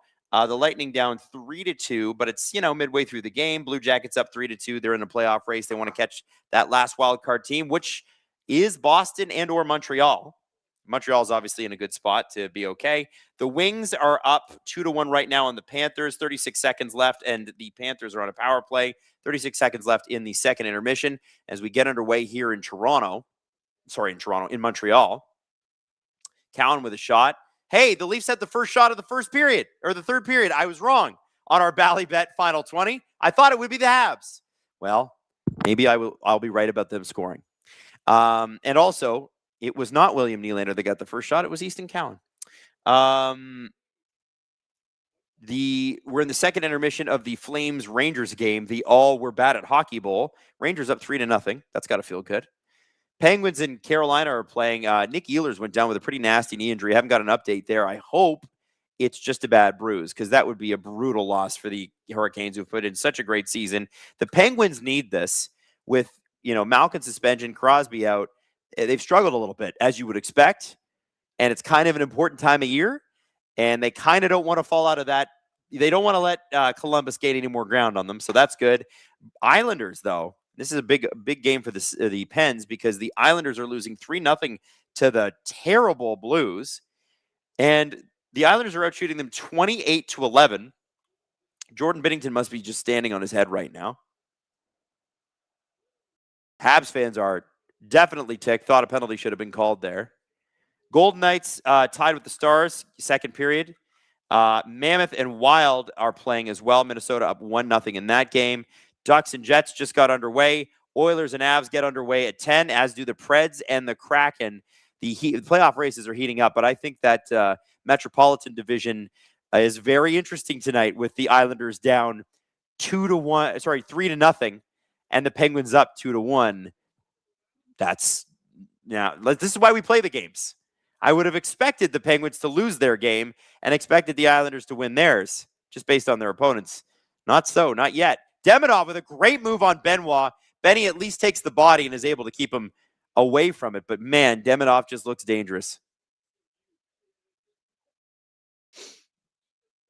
He's always looked good. Always looked dangerous, that guy. Let's get to some super chats here. Francois Labelle says, is Caulfield injured? Haven't seen him. I will look. Have not seen anything on that. Hayden, have you seen anything on Caulfield online? Cassie says, pretty sure the Pens have the most goals by players who weren't on the team last year, but the fact that the Pens have so many picks in the next few drafts, plus like Shinny, he's a pretty good pickup this season. You know what? Hard to imagine or hard to point to what the Penguins have done wrong this season. Basically everything they've done. So Caulfield has not played since somewhere in the mid-second period. Not seeing him on the ice right now, but it's the fourth line that's out there for the Habs. So we'll have a look. Life Hope said, hello from Peoria, Arizona. Spring training is fun. Oh, man, I'm so jealous. Have fun. Which team are you going to see? Got to know. So Caulfield is at 8:03 of ice time. Hasn't seen the ice since midway through the second period. So that kind of sucks for the Canadiens.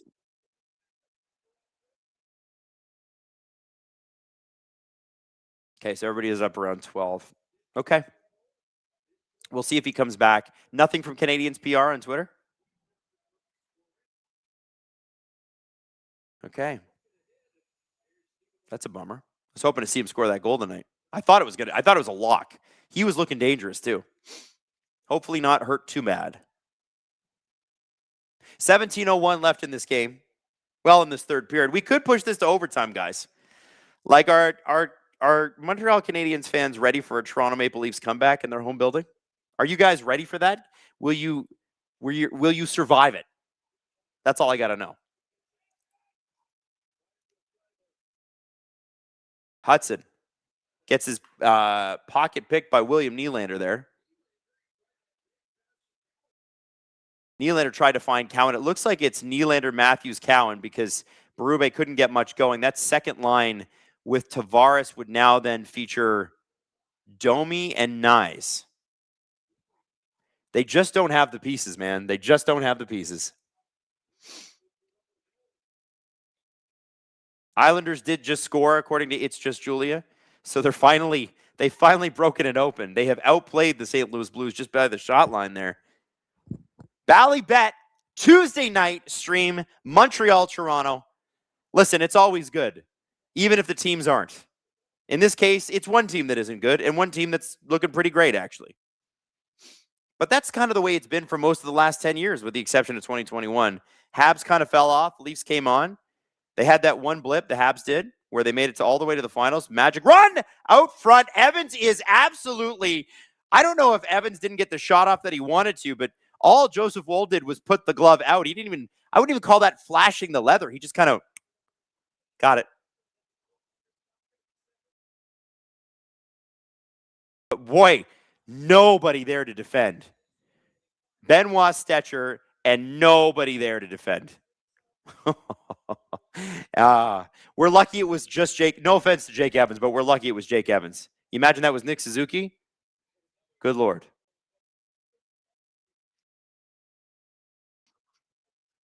Hayden says, can I guess the combined cap hit of the Canadiens tonight? So it's Gallagher, Anderson, and Deneau. So Gallagher makes like 5.5. Anderson makes like 5.2 or 5.3. And Deneau is he not a $6 million guy? So 6 plus 5 plus 5 is 16. Add another, let's say 17 million. $17.5 million. Yeah. Yeah, I'm starting to listen. Occasionally, I know my contracts. Expensive fourth line, Hayden. Yes, Hayden saying that's an expensive fourth. But I like the experience on that line. You don't need that. Like, listen, those. It's pretty clear where Anderson and Gallagher are at in their careers. The Anderson deal, from the moment it was signed, I was like, that. I don't know about that deal. It's an interesting bet, but I never got it, and I don't know that he ever fully lived up to it. But that said, now it doesn't even matter. They got a bunch of young guys who are doing really, really well. They're great veteran guys. Like, they're great room guys. Gallagher is obviously an emotional leader as much as he is, physical. I don't know.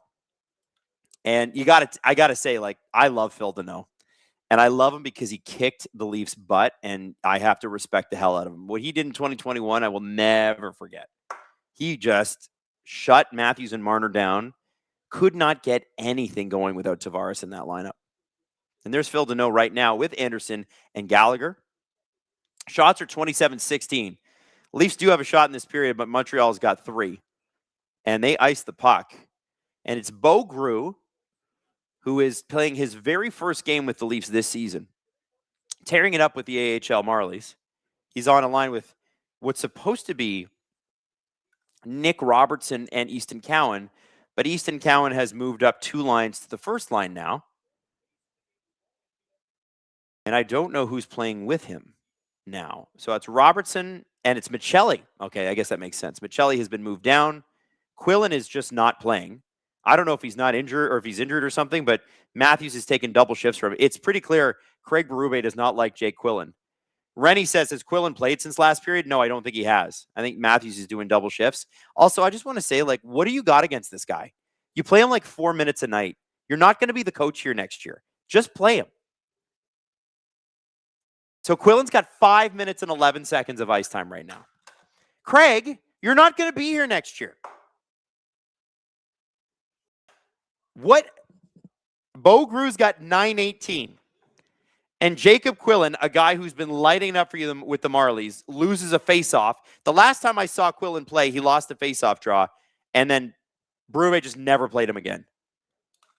Like, listen, this point in the year, you got to see what you have in the system. I know a coach is wired to win, but what are we doing? This is what I mean when I say, like, Berube, if he gets fired, he's still going to get paid. Somebody's going to hire him, and he's going to make more money. He'll be fine. Remember, when coaches get fired, they still get their entire contract, right?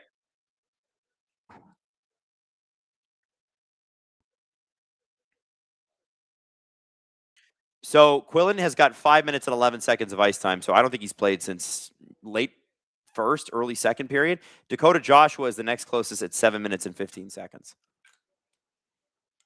What are we doing? And listen, so Berube gets fired. You put Lalonde in. Are you looking for Derek Lalonde to win you the Jack Adams Trophy and get you the playoffs? No. But you say, Derek, we're going to make you the interim head coach. And here are the terms. We are going to tell you who to play because we need to look at these guys to see what we have for camp next year. It's nuts, man. Like, what are you doing? You know what?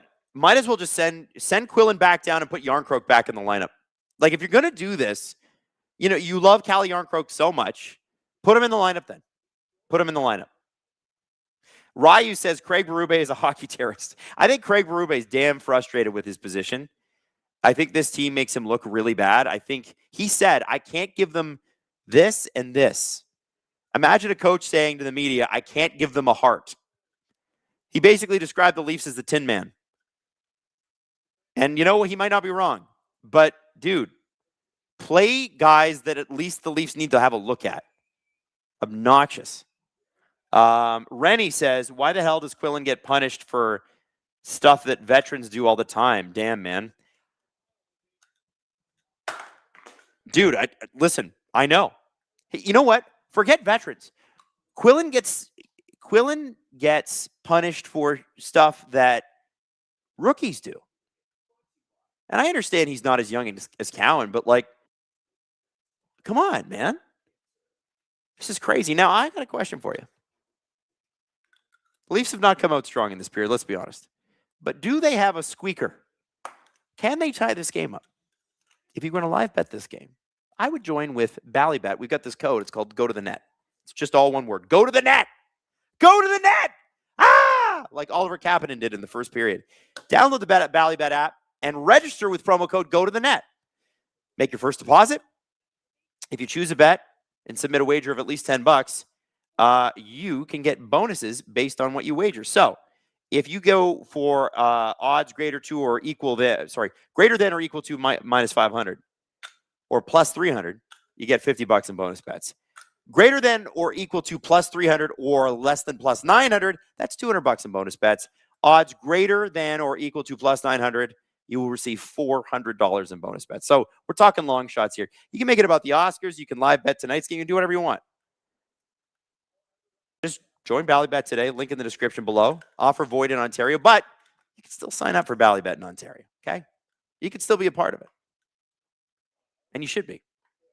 Ryu says maybe Berube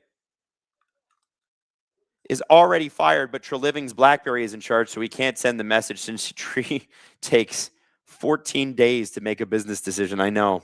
Listen. Berube's not back next year. We know that. You can't bring a coach back. This is going to be, if the Habs win tonight, it's going to be their 8th straight loss. They've had points in 2 of those games, and they were obviously shootout losses. I was at one of them, the Philadelphia one. I was there. One of Scott Laughton's last games in Toronto. Long may he rest. And, oh, God, Hayden, why did you tell me that? Matthews hasn't scored since January 27th? Oh. I know there was the Olympic break in there, but God, that's awful. Did he score a goal in his Olympics games? Yeah, he did. He scored there. He was good there. I think he led Team USA in scoring right up until the gold medal game. I'm not sure if he ended up leading them in scoring, but I actually didn't mind his line with Boldy and Gensel. Thought they were dangerous. He missed some beautiful opportunities, too, to bury it. He's been off this year with that. Rennie says, can they get a squeaker? Not if they listen to Berube. No, you're right, Rennie. You are absolutely right. I'm so curious. There's a lot of Montreal Canadiens fans in the chat. So I'm going to give the floor to you for a second. And I want you to drop in your answers here. When you watch the Leafs play hockey, what do you see? Forget Leaf fans. What do you see? Because people are like, Toronto's such a hard market. They're always so hard on the team. Let me ask you, Montreal, who is also a tough market. And by the way, tough market if they're losing. Any of these markets, if you're winning, it's the greatest market ever. You know that. I've been to the Bell Center. I know what it looks like when they're winning. It's awesome. By the way, if you're going to make a hockey pilgrimage, make it to Montreal. So here's what I'm seeing from Montreal Canadiens fans, okay? Sadness, old and slow, garbage. Yikes, what a boring period. Heartless, slow, uninspired, zero heart, zero effort. Slow, emotionless players, disconnect, too many turnovers, a team that's lost the reins, individual players, not a team, slow and old, no heart, boring, absolute apathy, need of a retool, Habs misery, the Habs in misery before Marty St. Louis. This is like apathy is a great word, and you know what it is? This reminds me of the 2022 Montreal Canadiens. The Dom Ducharme Montreal Canadiens after the Stanley Cup run. Mike Hoffman Montreal Canadiens. You guys know what I'm talking about. Took a few years to turn that around, didn't it? Pretty smart trades. Kent Hughes, Jeff Gorton, brilliant guys. Done a great job. I'm just saying. They look like the Dom Ducharme Canadiens. Sad and depressing.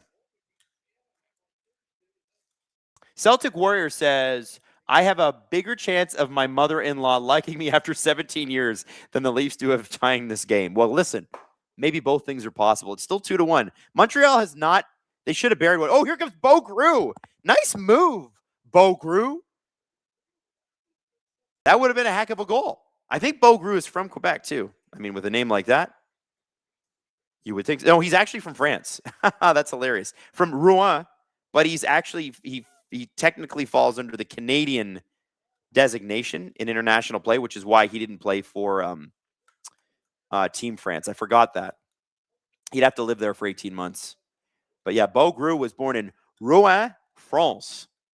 Second round pick of the 2018 Anaheim Ducks, 54th overall. Was a QMJHL standout with Halifax and then Moncton at the end.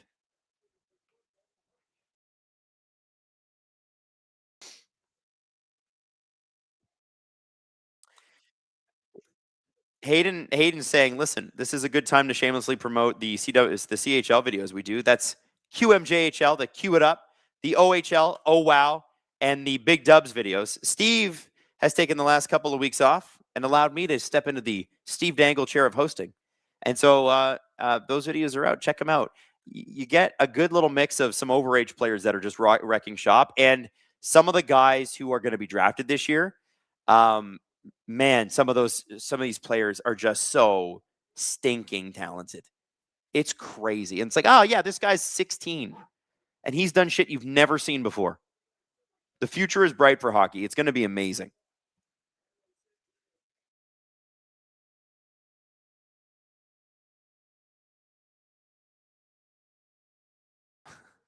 I see some Happy Gilmore references in there.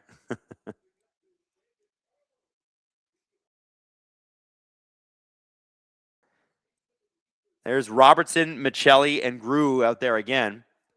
Gru with the interception. Oh, and that shot goes off Matheson, and Matheson, ooh, that's a stinger. Where did it hit him? Oh, he's in pain, but he's on his feet. What a warrior. Robertson with the shot in. Michelli tries to get it. He does get it out of the air. Gru in on Demidov, uses the body. Hey, listen, they're creating something. As a Toronto Maple Leaf fan, listen, Habs fans, you can laugh at me all you want. I need anything to hold on to. Maybe Beau Gru's a guy. Maybe he's going to be a Hockey Hall of Guy member. If you don't know what a guy is, he's a competent guy. He's like, hey, that's a guy. Hayden said you're seeing a player that's actually trying. Hey, Hayden is pointing out that he's a Minnesota Wild fan and he sees his team put in effort every night. It's been a while for us, for Leaf fans. And Beau Gru putting in effort stands out. Oh, the Canes have taken the lead. Look at that. Look at the Carolina Hurricanes coming back. Have we got an update on Nikolai Ehlers too? So he just left the game. Leafs are going to the box. I think that was a high sticking call. Might be 4 minutes here. Here comes Lane Hutson. He's going to take advantage of it. Shot by Anderson. Good save by Wall. And not only will Montreal get a penalty, might be 4 minutes. Looks like it's going to be 2 for high sticking. But they're going to get the offensive zone faceoff too, which is kind of perfect. And it's Matthew Nyes that's going to the box. Is Quillen? Oh, Quillen took a shift. Well, good for him. Good for Quillen. Yeah, I guess Nyes didn't even see Gallagher coming and got him right in the noggin. He got a 36-second shift. Yeah. Shane asks, do you guys like Costco tuxedo cake? I don't think I've ever had it. What is it? Hayden's going nuts in my ears right now. He's going, it's fantastic. He said it's incredible. I've never had it. What does it look like? Hayden, can we get an image for tuxedo cake? And yeah, listen, whatever. This game is whatever. We're here to have a good time. Let's talk about tuxedo cake. Warrior Womp says you just made that up. Brent Arnold says you got to have it frozen. Todd Pickle says I like McCain's deep dish cake. McCain's deep dish is so freaking good. So good. Alex Mercer says, Adam, is a spicy margarita worth it? I'm tempted. Yeah. Treat yourself. Get yourself a spicy margarita. Why not? You're an adult. You can do adult shit. You can do whatever you want. I love a spicy marg. Oh, is there anything better then a hot summer day and a good spicy margarita. Some people screw it up.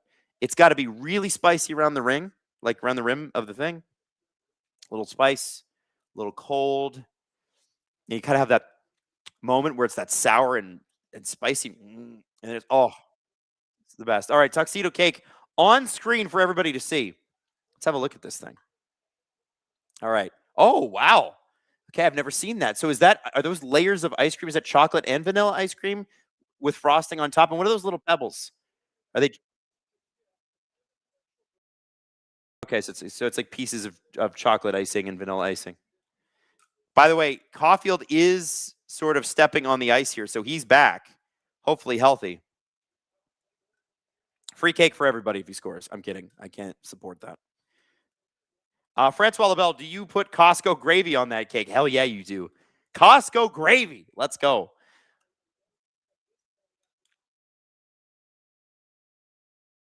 Oh, somebody's just called the that cake overhyped. There's a really good M&M Meat Shops cake too. That's chocolate and it's got these white flecks of frosting on it. I don't know if you guys have ever been to M&M Meat Shops. I forget what it's called, but damn, so good. Alex Mercer, Adam, I'm getting it. I'm at the bar in Peru. Cheers. Well, I'm jealous that you're in a warm climate, my friend. I'm jealous. Enjoy. I've heard Peru's beautiful. Suzuki has got the puck. 1:45 left on this Montreal Canadiens power play.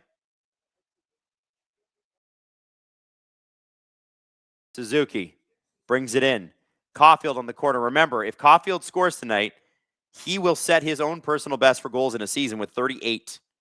He's had a couple of good shots. He looks like he's not as mobile as perhaps we're used to him being. He definitely is. He's definitely in pain, but he's looking strong out there. He's right in position. They're going to try to find him. Slavkovsky with the shot that goes off of Matthews' skate and into the crowd. Alex92 says, okay, let's discuss fish tacos. Where's your favorite place?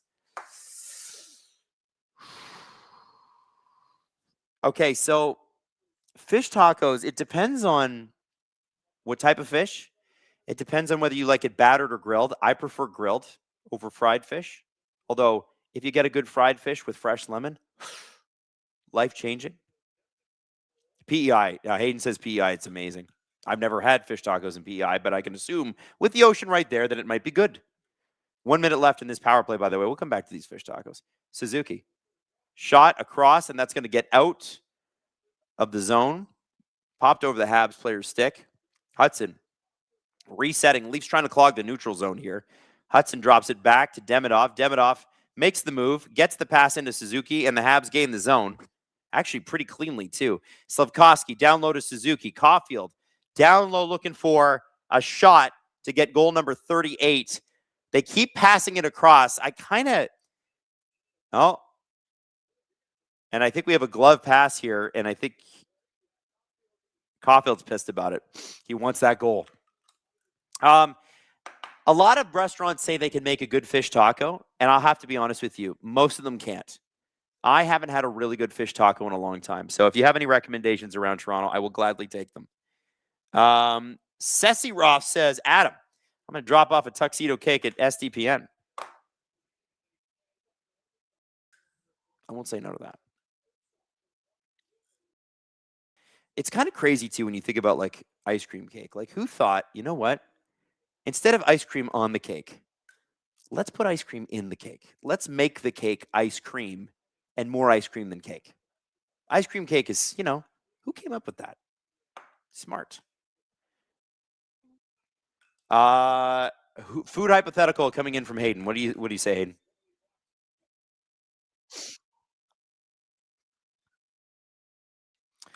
Would you rather all food be healthy or all food be free? All food be healthy. Because then I can just rip chocolate. I could eat tuxedo cake all day and I'll be like, yeah, I'm just getting my protein in. That's just me. That's how I feel.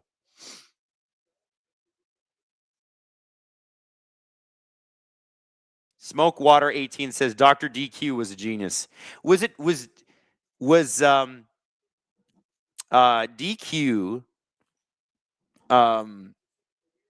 was DQ the first place to come up with ice cream cake? Or did they just perfect it? Because their ice cream cakes are elite. Who doesn't love a Dairy Queen ice cream cake? How many birthday parties you still go to? People are like 40 years old and they're like, well, at least my friends are. And they're like, yeah, I'd still like the same Dairy Queen ice cream cake I've been getting for 25 years. It's crazy, right? Ekman Larson to the Boxeroo. The Leafs really want Cole Caulfield to get this goal. And look at this play. So Ekman Larson just kind of gets his stick underneath Newhook's left skate, and down he goes, and that is a penalty 10 times out of 10. Rennie says, especially if said fish taco is available at a restaurant on New Line 5. I don't know what that is. Is that the new rapid transit? Northern Ontario? Or Northern Ontario? Northern Toronto? Across Eglinton? I don't know. Baskin Robbins ice cream cakes, top DQ. I've never had a Baskin Robbins ice cream cakes. There aren't a lot of Baskin Robbins in Toronto.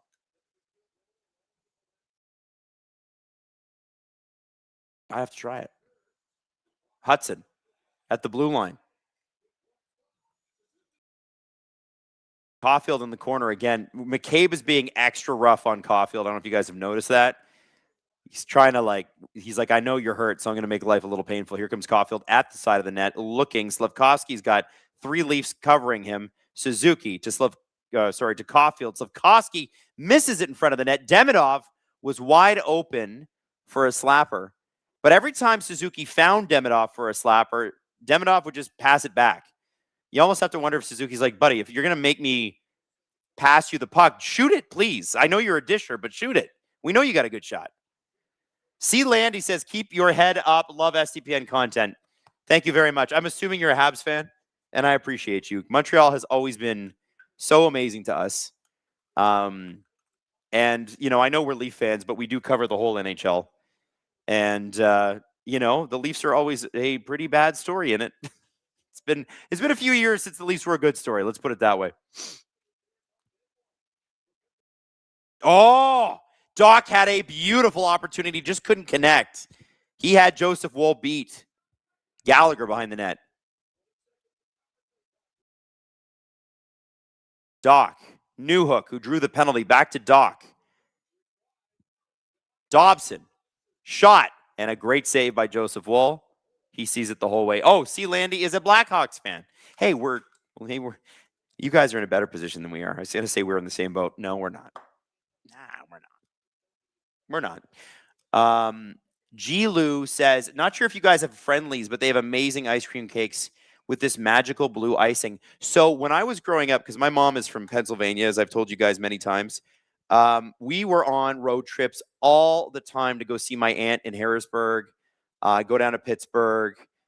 We did road trips every summer, and we would always stop at Friendlies. And I don't think I've ever had that. I didn't know Friendlies still existed. I haven't seen one in a long time. 4:30 left in the third period. Ekman Larson back out after the Leafs power play, or the Habs power play. So if they still have a Friendlies, I'll have to check it out. Biznich says, a rare nailing the Apex donation. Best SDPN show. Well, thank you so much. I'm so glad you watched. It's growing. It's a new, newer shows. They take a while to grow. But if you're a Formula One fan, it's a great show. And Tim is a legitimate insider, like what CJ is to, oh no, McCabe, no, please do not take a penalty. Like what CJ is to hockey. Yeah, Hayden said we're the podcast that other F1 journalists listen to. That's true. PC says, Adam, we can't wait for SDPN to come back to Montreal. Love you guys. Thanks for the good work. We will come back. We will come back. I think the last couple of years have been just so intense. Like you think about Four Nations, you think about Olympics this year. Also, young kids. Morgan Riley just grabbed Slafkovsky's stick out of his hands. Habs fans booing. Hudson to Slafkovsky. Oh, he had Woll down and out, but Woll was just able to, when Slafkovsky hesitated on the shot, get over in time. That was going in. That was going in. Yeah, we got to do Montreal. We got to do Ottawa. We got to do Boston. We got to do New York. There's a lot of places we got to go to.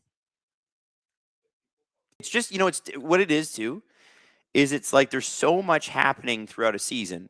So if we go and do a live show somewhere, not only do we have to figure out the family situation, when you have older kids, like my daughter's going to be 7 in a couple of months. It's a lot easier now. It's not easy, but it's a lot easier. It's a lot less like labor intensive, right? She can go to the bathroom on her own and brush her teeth and shower and do all that stuff completely on her own. Whereas a guy like Steve's got both kids and they're both still needing to be bathed and fed and all that stuff. And it's, it's a little bit different, right? So it can be hard to like leave for an extended period of time, but we got to get back on the road. We got to go see some do some shows. Glenn says, I wish you could come to the UK. Man, I wish we could come to the UK. One day we will. I want to see English hockey up close and personal. I think that would be a lot of fun.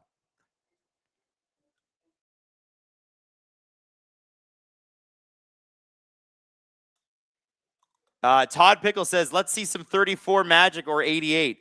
Well, I don't think we're going to see that much this season, although 88's been pretty damn good. Alex Mercer, Adam, what is your favorite drink? I love a margarita, spicy margarita. If I'm playing to win, double vodka soda. But I rarely drink. I'm not a big drinker. I did most of my drinking partying when I was underage and just a couple years afterwards, and then I just never, everybody has fun, but I go entire months without having a drink. I'm just not a big drinker. I don't like the way it makes me feel the next day, I think that's mostly it. So I'll have a few drinks, get a little buzz, and then I'm like, all right, let's switch to water before things get too crazy and out of control. Does anyone have a coffee around here? I'm also famous for that. I'll do a coffee at like 11 o'clock at night and sleep perfectly. Oh, everybody wants producer Hayden coming on the trip. Well, listen. You know what? Producer Hayden deserves that, I think. Having to listen to me all the time. We'll have to do that. It's fun. Everybody says that's ADHD. I know. I think I probably do have ADHD. I'm also more productive at night, which they say ADHD people are. There's a lot of, listen, I've never been tested. I know I have it. But, it's served me pretty well so far, so I'm not going to be upset about it. I do forget things literally everywhere, too. I think I've told this story on the podcast, but there's been times where I've been like at a sink, and my wife will be at the sink next to me, like in our bathroom. And I'll just finish brushing my teeth and the water will be on and I'll just walk away. Leafs pulled the goalie, by the way. I mean, listen, this game doesn't feel close, but it is still 2-1. Let's see what they can do here. Oh, no. Cowan put one right on the knees of Jake Evans, and the Leafs got real lucky there. If that puck had landed the wrong way, Montreal gets it, nobody back to defend, and the game is over. And he never gets played again because every time a rookie makes a mistake, Berube stops playing them. Tavares to Matthews. Down low to Cowan, who has earned his promotion tonight. Already has that assist with Willie. Shot! Tavares was set up nicely by Matthews. Evans gets the body positioning on him, and that shot was deflected wide. Nylander, Evans, Tavares, and Gouli fighting it out in the corner while Deneau and Anderson watch on. The Habs got their defensive guys out there. They got their vets out, and look at that shot. Oh, it's an icing. I thought that might go in.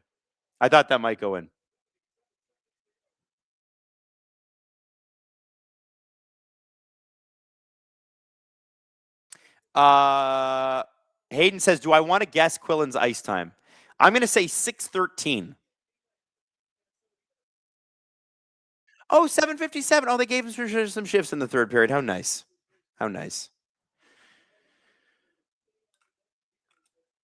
Barnyard says, greetings from Shanghai. All right.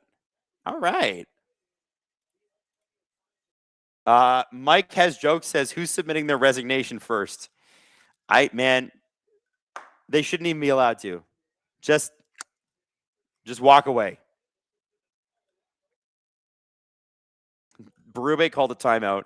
Listen, I get why Hayden's like, why are we getting more of this game? I get it. If you're Berube, Caulfield's back in the dressing room, guys. I think he might have tweaked something. That sucks. Bummer for him. Empty netter right there and available. So Matthews is going to take this shot. I think Tavares will likely take the face off. If you're Berube, you need something. You need to try to win. And even though the Leafs have not looked in this game at all, and Joseph Woll has mostly kept them in it, you got Tavares and Evans, who are both great face-off men. I think Evans gets the win on that one. You might as well try to win. And you should try to win. The problem for the Leafs is generating any sort of offense. They just cannot. Cowan circles back to Matthews. Tavares. Shot. Oh no, Nylander had a shot wide open. Doesn't take it. Tried to find Cowan. Cowan's been very active with the puck on this shift. Matthews. Across. Ekman-Larsson to Nylander. Doesn't take the shot. You know that they got to tie the game by taking a shot. Gentlemen, take a shot, please. Matthews to Cowan. Back to Matthews. Matthews looking for an empty or an open. Tavares spun and shot. Habs are going to clear this puck, and it looks like Jake Evans is going to get a goal as Cowan tries to break it up, but it's over. Can't fault the Leafs for trying to win. But yeah. Connor McNasty said Dakota Joshua had one shift this period. You guys already know what I think. You guys know what I think. Listen, Habs fans, you deserve to celebrate and dunk upon us. What are we going to say? We have no defense. This is a terrible team. I think individually there's some very good players on the Leafs, but this system, whatever it is they're doing, and the fact that they will not fire this head coach is insane to me. They just got caved in again. They're going to go sub 20 shots. They're getting their asses kicked. You know, I'm going to have to look at the Tampa and the Ottawa games. I'm pretty sure they didn't get 20 shifts in or 20 shots in those games either. They're just atrocious. It's awful. Francois Labelle, 5 SDPN memberships. Thank you, Francois Labelle. Hopefully all of those SDPN memberships go to Montreal Canadiens fans so you guys can all enjoy the perks of being an SDP VIP, which means you get an extra episode every single week. And also, if you sign up for SDP VIP ad-free, we release our episodes earlier, and you never, ever, ever have to worry about ads again. SLS98 says, we're just numb to failure at this point. Game is over. Habs win. They controlled it every minute of this game, with the exception of maybe the 5 minutes after the Leafs scored the one goal they had. That was let's just call it what it is, guys. Let's just call it what it is. That was a full-blown, top-to-tail schooling of the Toronto Maple Leafs by the Montreal Canadiens. Hey, Hayden, do me a favor while we're still here and hang out for just a couple of minutes. Not long. I want to know how many. Give me shot stats from the Ottawa game 2 Saturdays ago to now. How many games in the last week and a bit, so I'd say 6-7 days, well, no, 8-9 days, have the Leafs had above 20 shots? Francois Labelle says, watch SDPN, best pod ever. Thank you, Francois Labelle. Jake the Snake saying, LA, LA, LA. Yeah, you guys deserve to LA. We need to LA home. We need to ferme our bouches, and we need to LA home. I don't know how to say home in French anymore. How do I say it? We're bad. We're bad. The Habs they just rocked the Leafs. That was, think about that. That last year would have been a completely different game. It would have been hard fought. Completely different game. Hey, Mr. Pop-Tarts 84, welcome to SDP VIP. You're going to get an extra episode of the Steve Dangle podcast every single night. By the way, I believe that is the Leafs' 8th loss in a row. 8th loss in a row? Oh, Maison. So we need to allay our Maisons, okay? We need to allay our Maison. Victory never yours. As a Leafs fan, this is all going according to plan. Yeah, I guess. That's 8 in a row now. Yeah, 8 losses in a row. Hayden, how many games have the Leafs played since not last Saturday, but the Saturday before against the Ottawa Senators? You include the Sens game.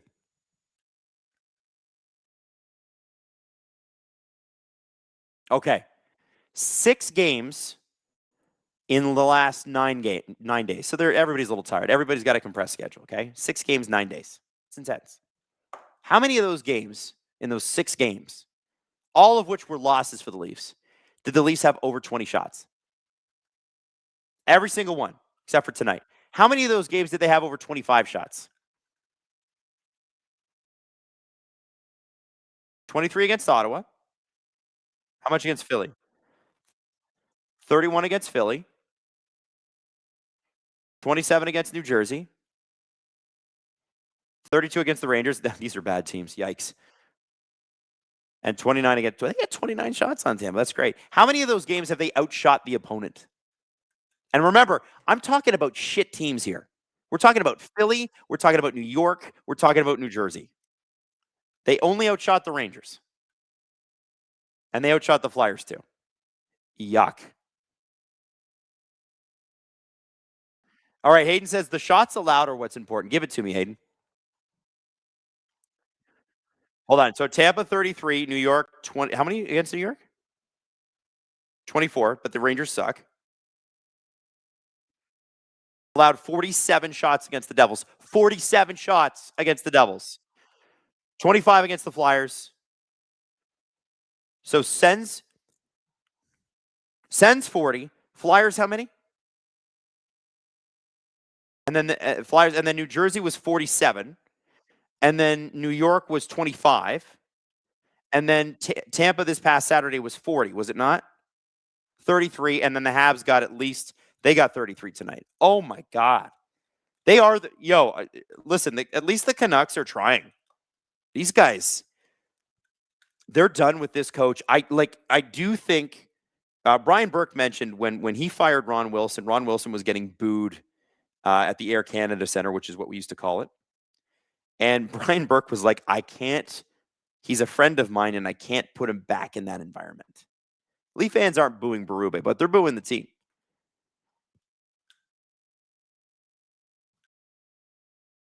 Really going to let him play out the string?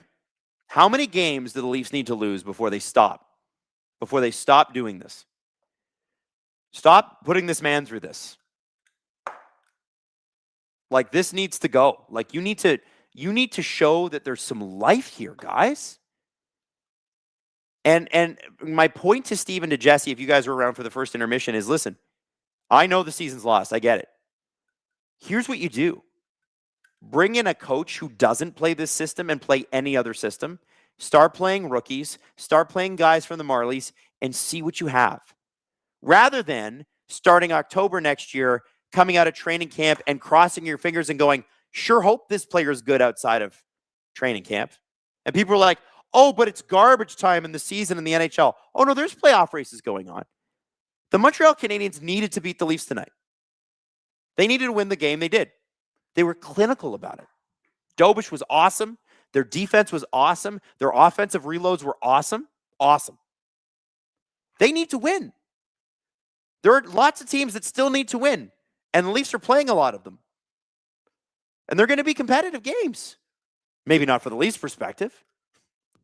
Toronto, right now, has the 7th best lottery odds.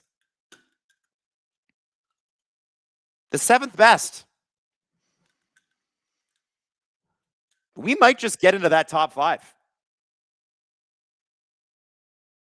Give me some scoring chance numbers from tonight.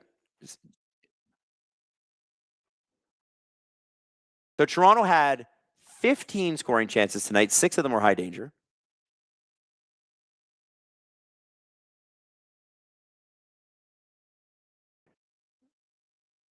Montreal had 29 scoring chances, 14 high danger.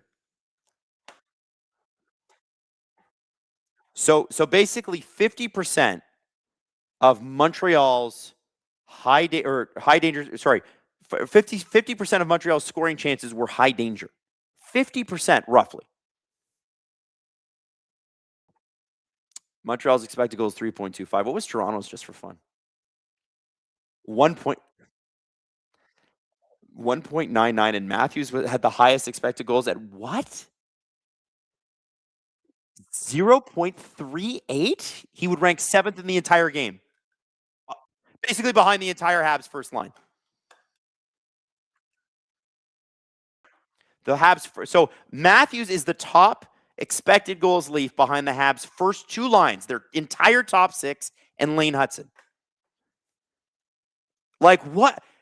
I can't believe that anybody even wants to fight me on the Berube's got to go. I know he won't be here next year, but why are we waiting? What are we doing? This is crazy.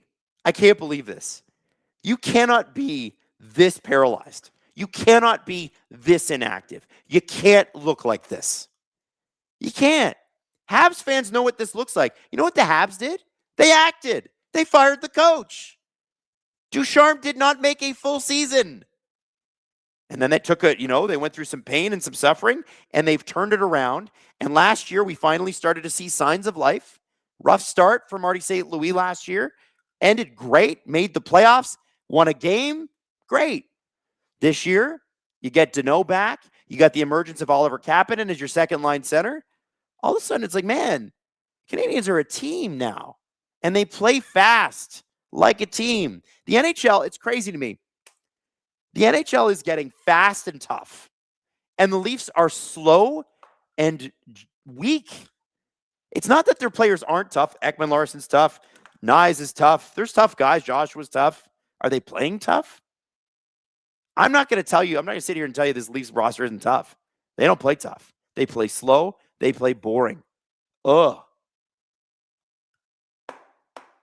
Anyway, I'm just going to tell you, man, I can't believe, and I'm going to keep hammering this, I can't believe there's even a conversation that Berube should stick around for the remainder of this season. Like, he's gone. I know.